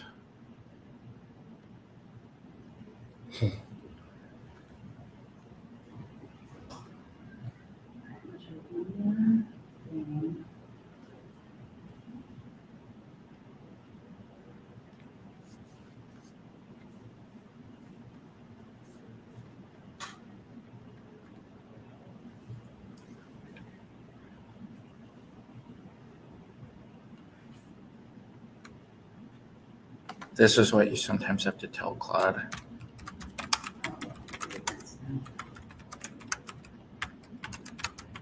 They're always overly cautious on things. Right. Like, just so like people don't type something in and then do it and then they blame Yeah, we Claude have or to- Chat GPT for it. So we have a rag for our internal stuff, and yeah, our prompts that we put into it is like, do not give people health advice. Do not, like, we really have.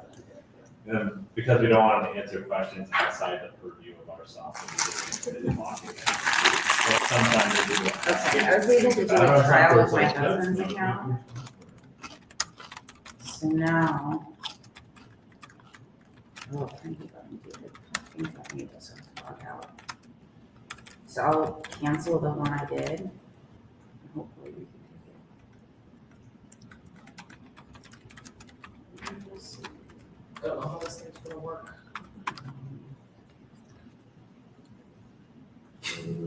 Sometimes you have to tell it that you aren't breaking the law or you're not going to use it for I appreciate you. really.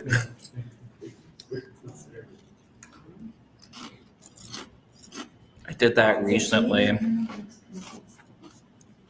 I was creating some code to do leverage Bitcoin trading, and it basically told me it wouldn't do it. But then I'm like, just do it. It's like, okay. No, I understand the risks. It's like, you had to tell it that. Then it generated the code.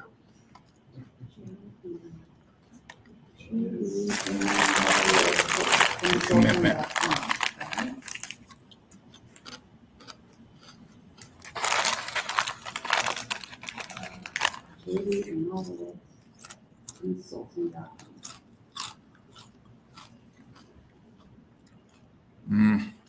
None of those are good solutions.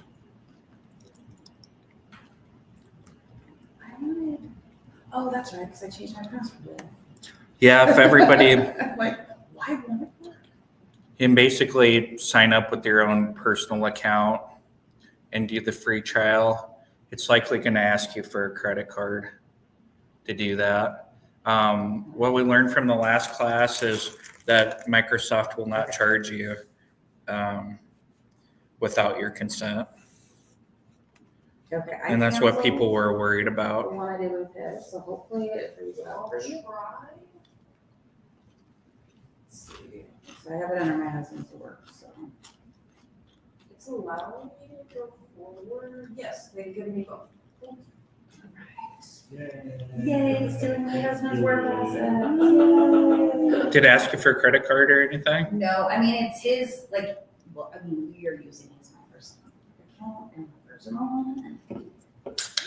I'm interested because with the Azure portal, it does ask you for a credit card, but maybe it doesn't for the Fabric. It hasn't yet, but I mean, I'm sure there's a card on this account, Somewhere. like they have said. That's okay. Yeah, I what will it, make sure I cancel it before they get charged. Why did you charge? Although I've been trying to push my husband to like do his classes. so it gives you like $400 worth of credit, and it should be good.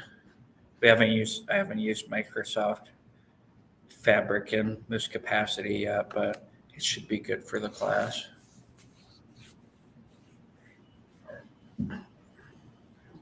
As you start doing some like heavy data lifting or something in processing.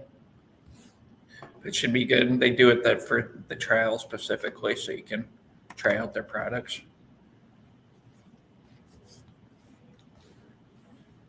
Remember, the goal is to find compliant, cost-effective solution while respecting Microsoft's terms of service. I know, that's why I told you. I found myself getting mad at it the other day, and I'm like, why am I getting mad? It's just not even a person. Statistics box. Yeah. Throwing words. Yeah, natural language processing is what I was thinking of that term, natural language models, large language models. Just Okay. Where were we at? So if people are able to create their own, okay, what you can do is create a Microsoft Fabric workspace.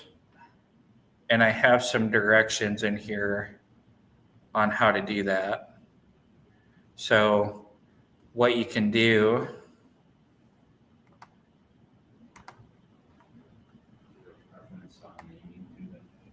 I do have a naming convention in there just for, you can name it whatever, but helpful for the class to use the one in the PowerPoint.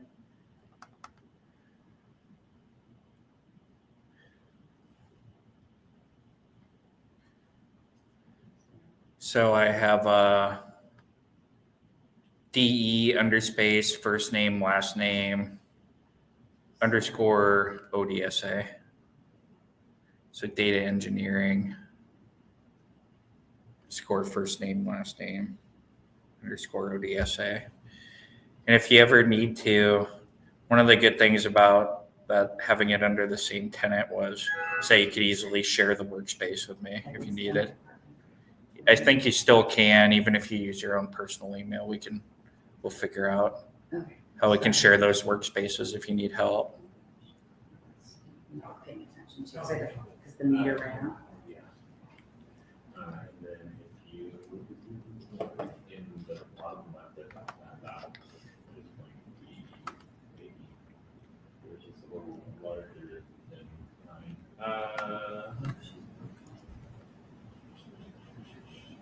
Oh, sorry, workspaces. Let me get back to, And you are in your own world, so you can name your workspace and do whatever you want. Okay. And This is clever. there you go. so how I did it was through Power BI. You can do it through a number of these modules. And then over on the left side of the screen, you'll see a button that says workspaces. You can click on that and create new workspaces. See, I have a couple of them. You can create a new workspace or use an existing. We create a new workspace. Let DE, first name, last name, ODSA.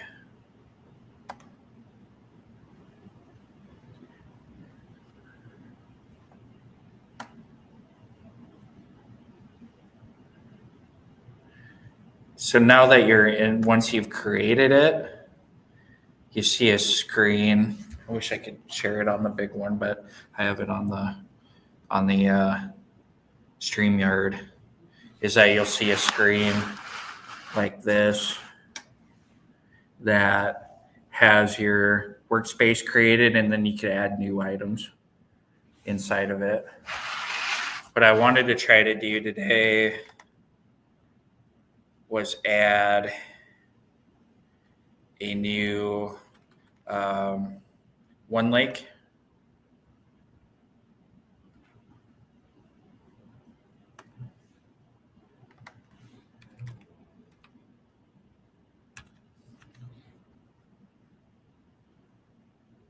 Didn't show up with it. No. Not okay, but I have it on the left side. The one thing, I don't know if that workspace is There's a different way I did it too. Navigate to data warehouse resource. So I went back. Let's see if I can find it in here anyway. Lake House. Do you have any naming conventions on the Lake House? Mm-mm. Or do it. You could do LE underscore first name, last name underscore ODSA. Okay, keep it consistent. So it's not I've added it from Power BI. What I did is I went back to the home and went to data engineering. Once you've created a workspace, you can see it within all these modules. And data engineering is where the data lakehouse is at. So after you, so just showing everyone this. So I went back to the data engineering module. I went home, then went to data engineering. If you create that, you can see the workspace that you created. Create a new item.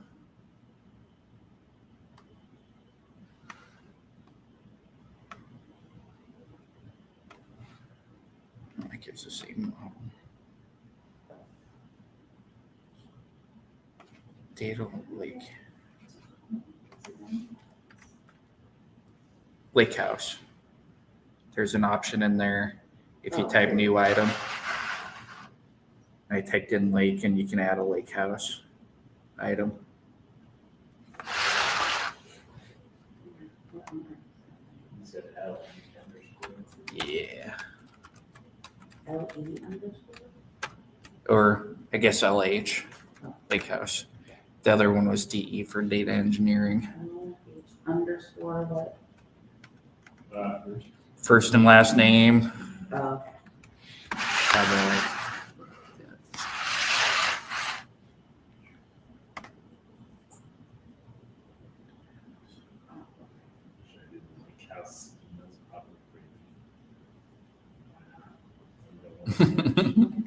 oh, okay, yeah, I brought that up too. I just do that again, the same name or no?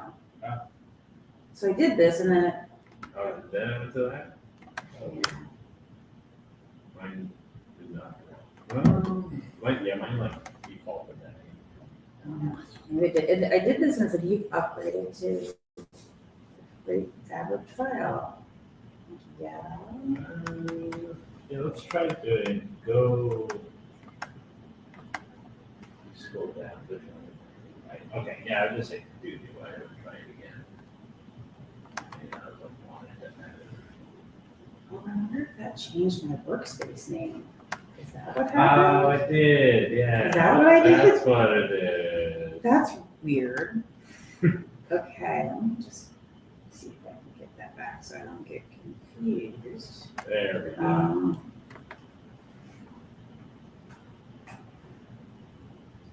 Okay, that's really weird. Okay, now, I did this way though, so I don't know why it would have done that unless I. Okay, now, LH. Click.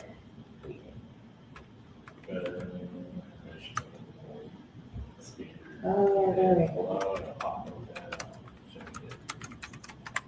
Schema on the left, which is nothing. Okay, Classic DBO from Microsoft. What was that you're saying? That it's always starts with DBO on Microsoft. Oh, this Hmm. schema? Number of times I've typed in DBO in my life. It's better than them changing it every time. That's, but you could just, You're asking too much. And Say that all the time at work, we're asking too much. Okay, so, Do we have a hooked up cell phone? yeah, it's just dropping it in here. Okay. Did that not come? Let's see. Something happened to that.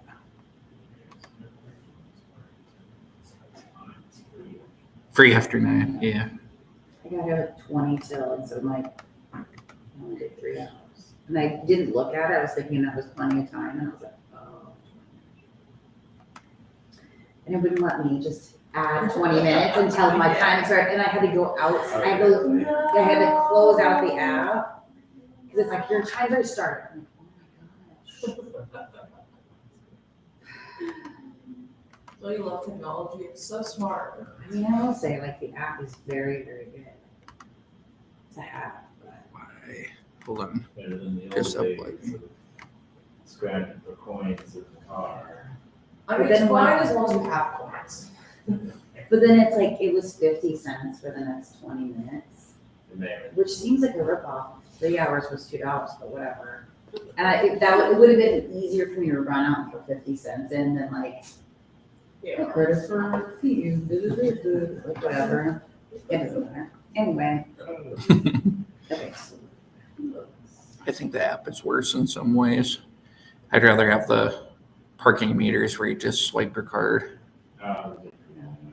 Then you have to, but now it seems like you have to go find that kiosk and It's nice that there's, I wish it was Plate more number. like you would have like a nationwide app that you can use in any city, so you don't have to download an app that every time you. Yeah. That'd be Lincoln nice. and Omaha have different ones. Yeah. I think, well, the passport one works in Lincoln and Omaha, but. So. Okay, so once you get this this Excel file, it has a few different tabs in it with crypto data. The second tab is fat coin history. So I ended up creating an OLAP model out of this. But for this purpose, we just want to upload this file into the data lake, into the lake house.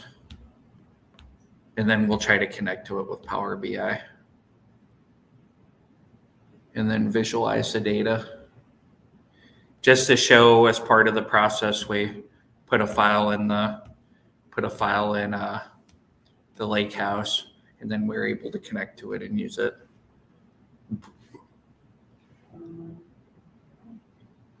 The good thing is all of these tools are pretty self-contained.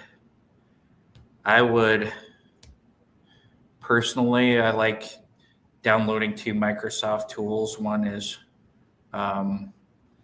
Microsoft Data Explorer, which will allow you to connect to the lake house and then like explore the files and do stuff there. And the other one is Data Studio, where you can query things, but they're just applications, but you can do all of this also inside the Microsoft Fabric portal. I just like having those 2 standalone applications. I'll put that in there.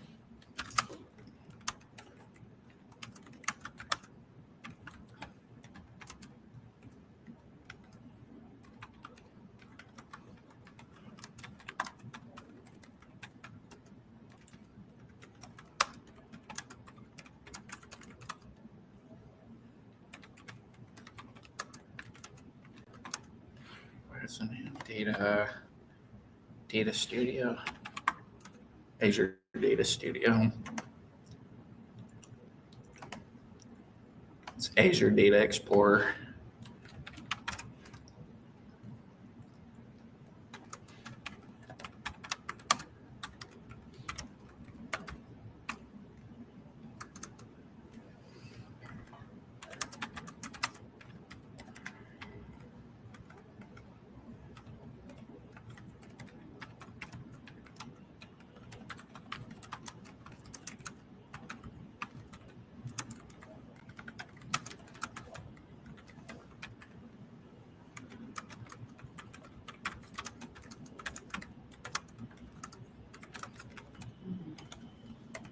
In Fabric.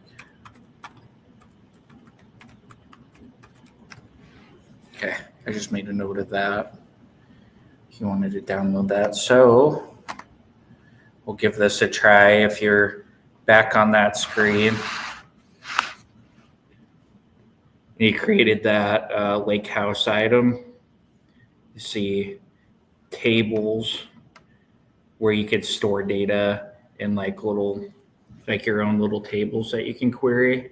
That's one of the things that's advantage of an analytical process is you could take a file and then run it through something like Data Factory or do your own transformations and then restore the data in a table, process it and store it in a table.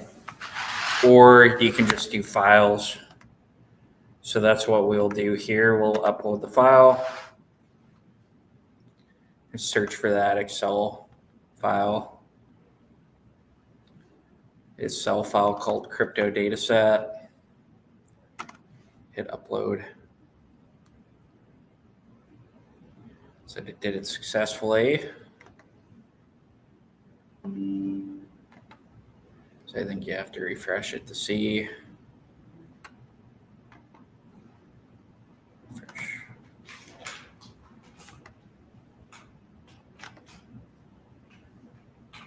Oh, where'd it go? Let's refresh the whole screen.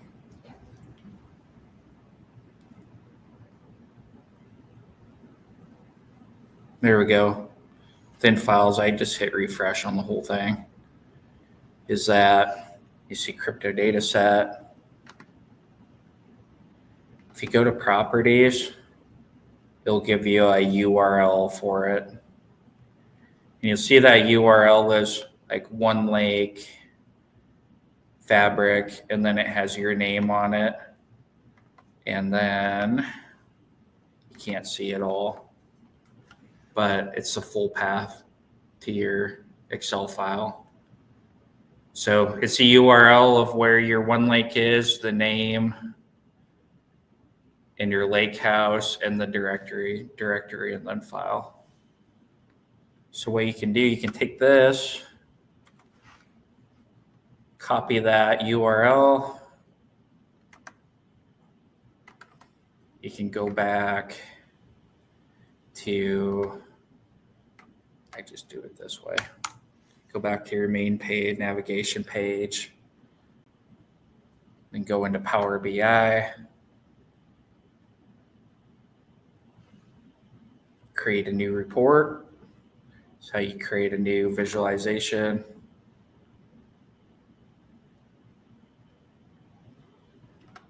Oh no, I don't want to paste or manually enter the data.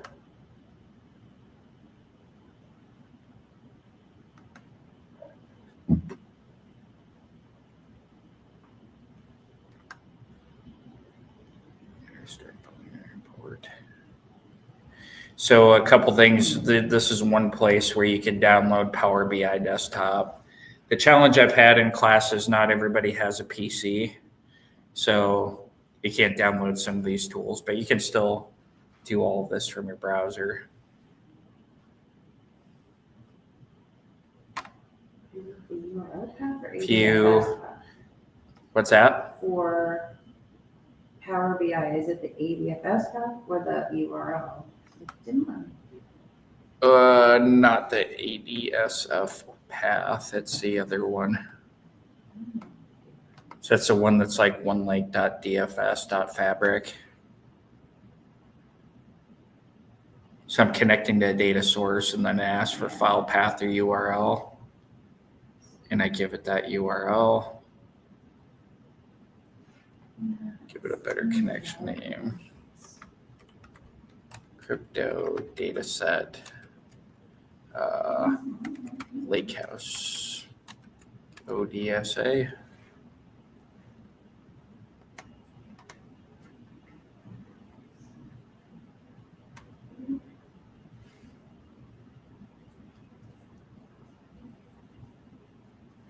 Give me invalid credentials. Yeah, that's what I got too. Non-authentication type. Organizational account.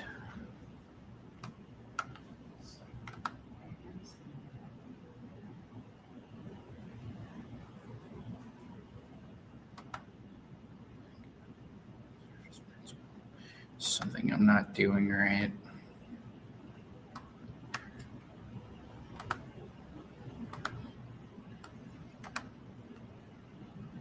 Let me go back here.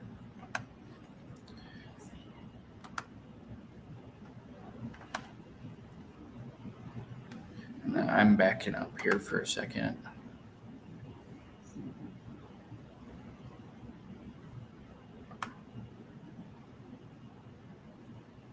See, I'm going back to the URL.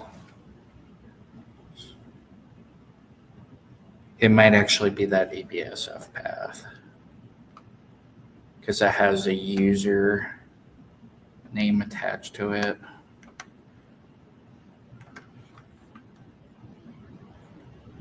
Give that one a try instead.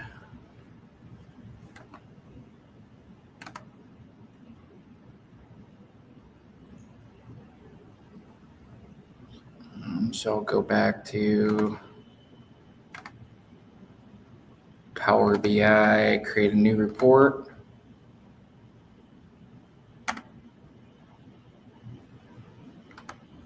Okay, I'm back to connected data source.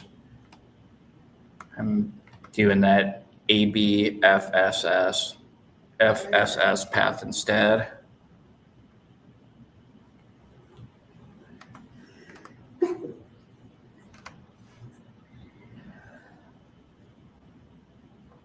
That's not working for me either.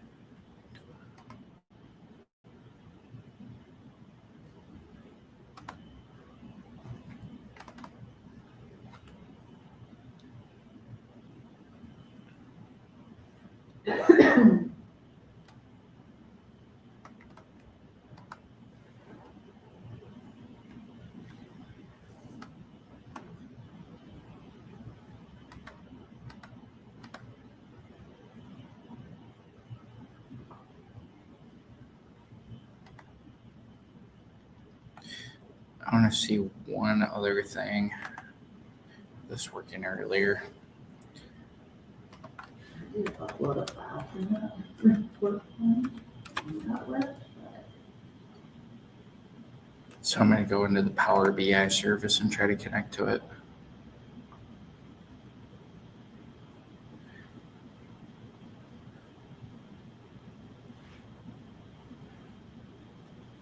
So I logged into that app.powerbi.com. You can still see your workspace from Power BI. So app.powerbi.com is like for Power BI, where you publish like all your data sets and you have your workspaces there and everything. And you can create like little data sets or reusable data marts. There's a button there that's One Lake Data Hub. And then you could do the LH underscore last name underscore ODSA.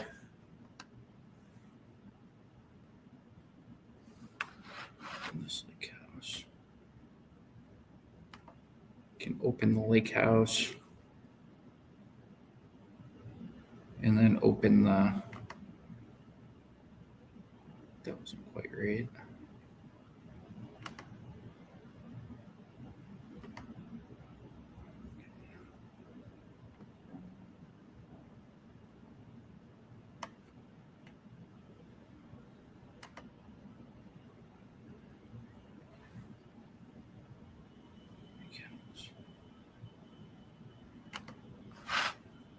No.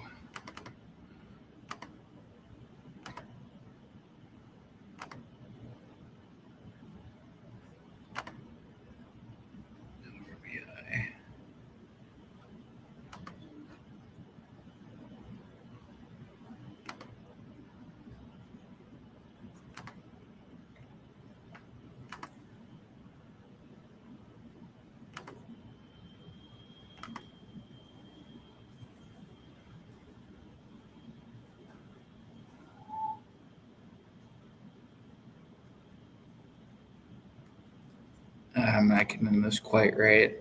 I'll create a tutorial for it. For loading that. I usually use a desktop app. There's something not quite right that I'm doing to connect to this here. Cows. Get data.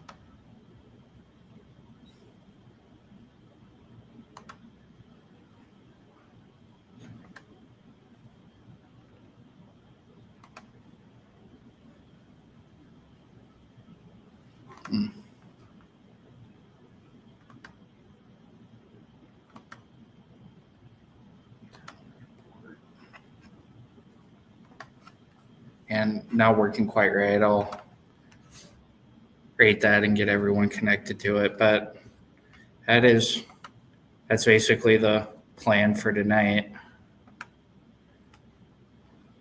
Just to cover everything that we did, cloud engineering, get started, have accounts, set up a workspace, and just get that data set in, and then we'll connect to Power BI. We'll create a recording for that so everybody can do it.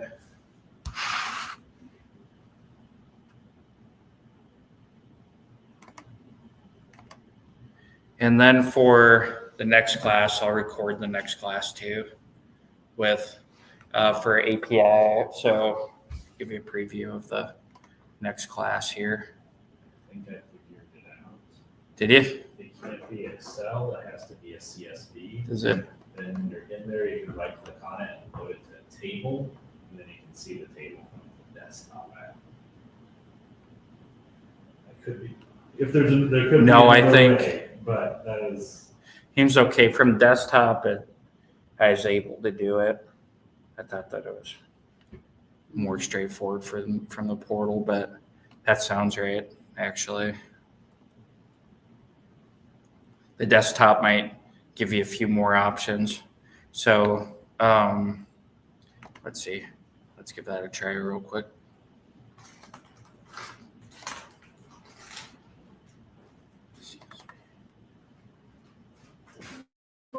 I do have a CSV file here. Fat coin history. Upload that.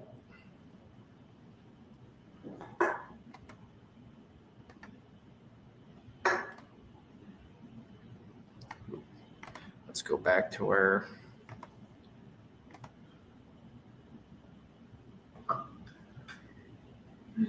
workspace.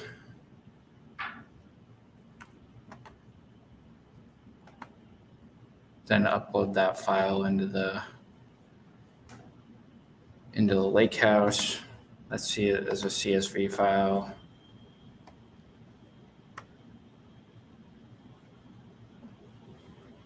Hit refresh, reload.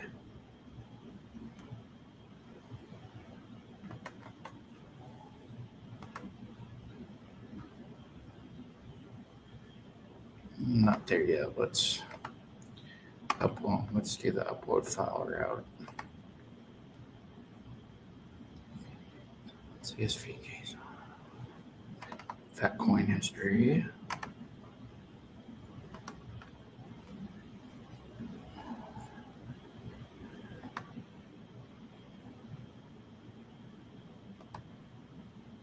Okay, we'll load that into a new table called Fat Coin History.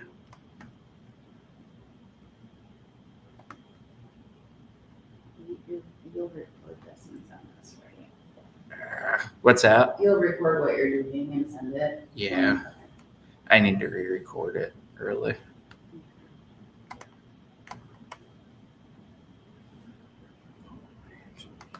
Use that.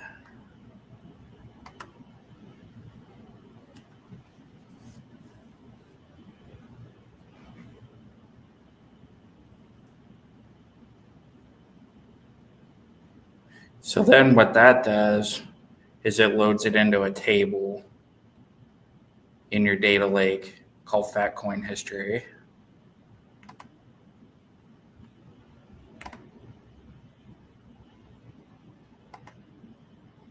So then you have a URL for that. I didn't read the headers, so it just gave those column names.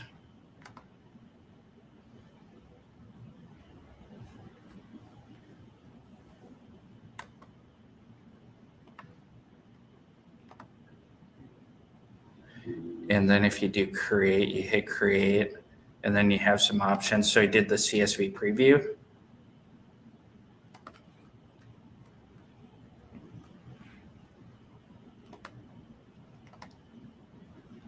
Actually, it's from a table now, isn't it?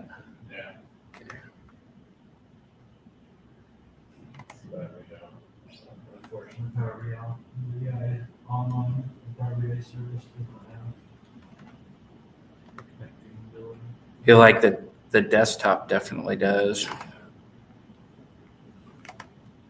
So download the desktop. Really, the service, all you can do is after you create a semantic model.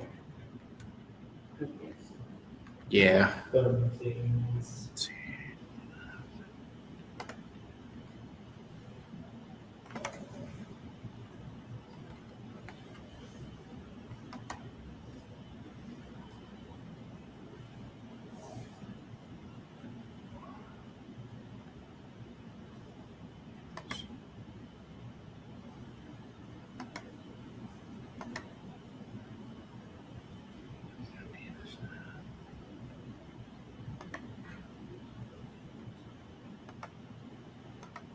You said you moved it to a table? Yeah, if you're very quick. Yeah, we'll then put the new table. Go into the BDS, that's fine. I think they've had other sections on there.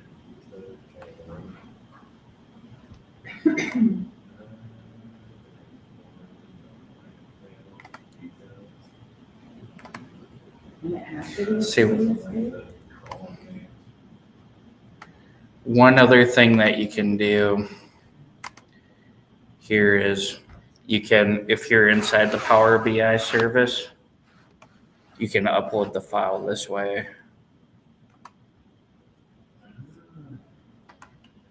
It puts it into OneDrive. So it's looking for a file in OneDrive. I think I tried it like that. Well, And then you have to be signed into your account. it's 10 minutes.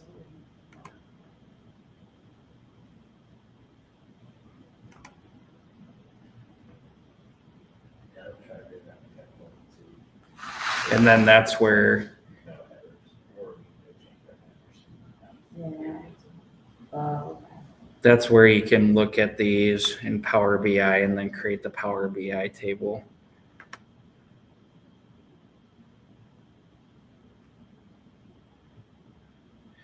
I may have to think of a, So you can upload an Excel to that table.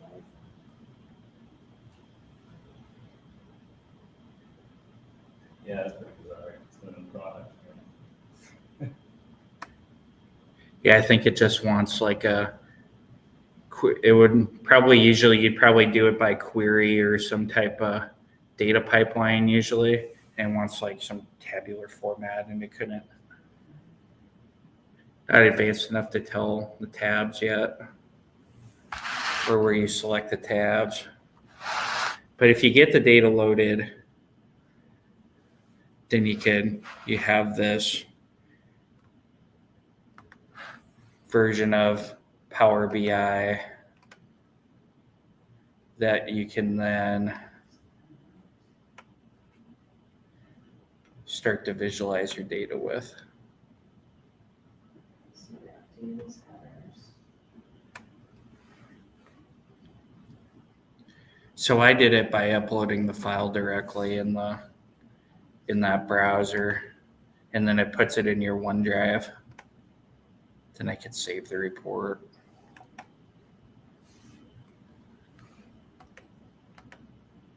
Oh, I think I need to delete this new. Let's see.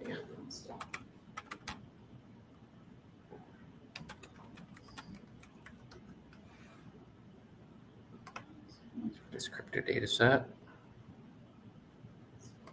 Just in case. Okay, now. Oops. Taking one. This one, I need it. That's it. It's- taking longer. it's working harder. Right, that means it's thinking. Or it's just telling you that it's thinking. Right. Lake House. Then it'll fail, except just be blocking it. Yeah, the- I was gonna see the look. Yeah, the Okay, I think that worked. Power BI and the Power BI service is pretty limited compared to the So desktop. now we'll copy that URL. And I go to new report. And it's a CSV preview. I need to get it from the desktop now.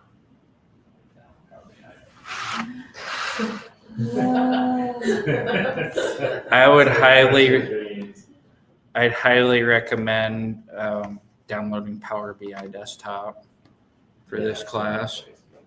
And then you can have, then it has a data connector to the data lake where you can put that path in and then just connect to it that way. I'm just gonna set this on my desktop and then remote to my desktop. There you go. That's what's gonna happen. You can do any modeling. At least, Yeah. it's been about 3 years. They used to be Power BI. It's improved a lot, but I don't have the whole loop, especially since they. I never used a service to publish things. Took it for granted that it'd be there to connect to it.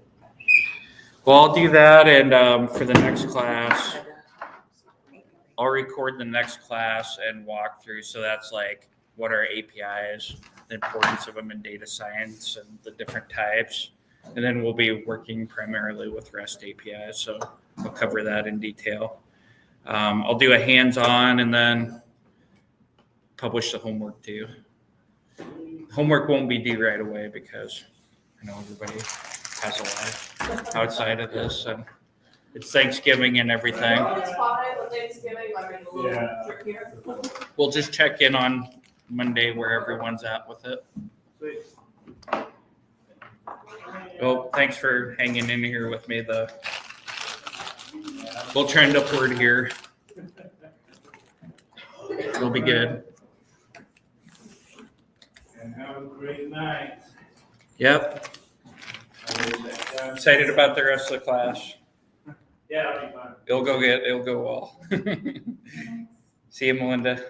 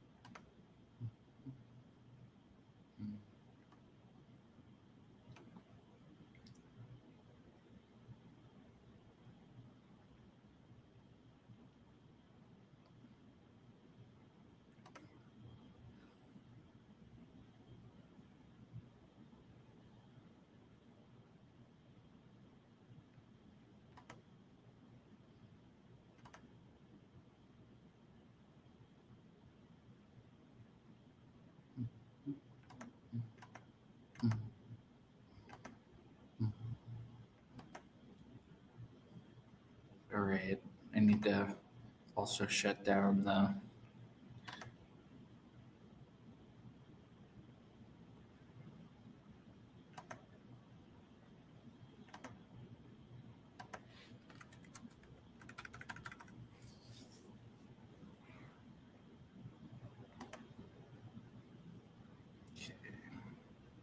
StreamYard. Broadcast.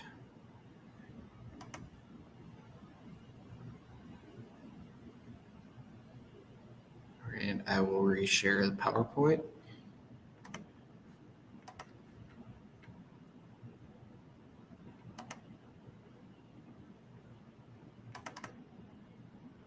PowerPoint.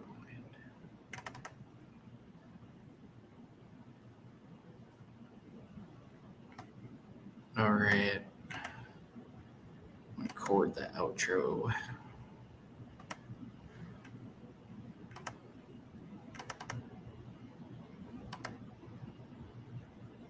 Hey, thank you for joining us for this first class of this course in cloud for cloud integration or cloud engineering and API integration. So I said that wrong. For cloud solutions and API integrations, this class is the first class in the series. Is introduction to cloud data engineering, which covered what the importance of data cloud engineering, the main components, different services, and the components of Microsoft Fabric platform that we will use to build to end-to-end data analytics solutions in this class, as we integrate with REST APIs, with APIs. For the next class, we will investigate deeper on APIs. So what are APIs? Importance of APIs in data science, types of APIs and uses. There are various uses and purposes. They're programmatic or real-time or what they call REST APIs. To be able to get data for for data science projects or data analytical projects. And then specifically do we work with REST APIs, which is the most common APIs, getting requesting data and then getting data in response. You'll have a hands-on exercise, and that will set us up for our foundation for the first week and building an end-to-end data analytics solution using Microsoft Fabric and data from REST APIs. So this is Jeremy Bergman, the professor for this class, and I will record this next lecture for everybody to see over Thanksgiving break, and have a good, happy Thanksgiving, and see you next Monday. Thank you. Bye.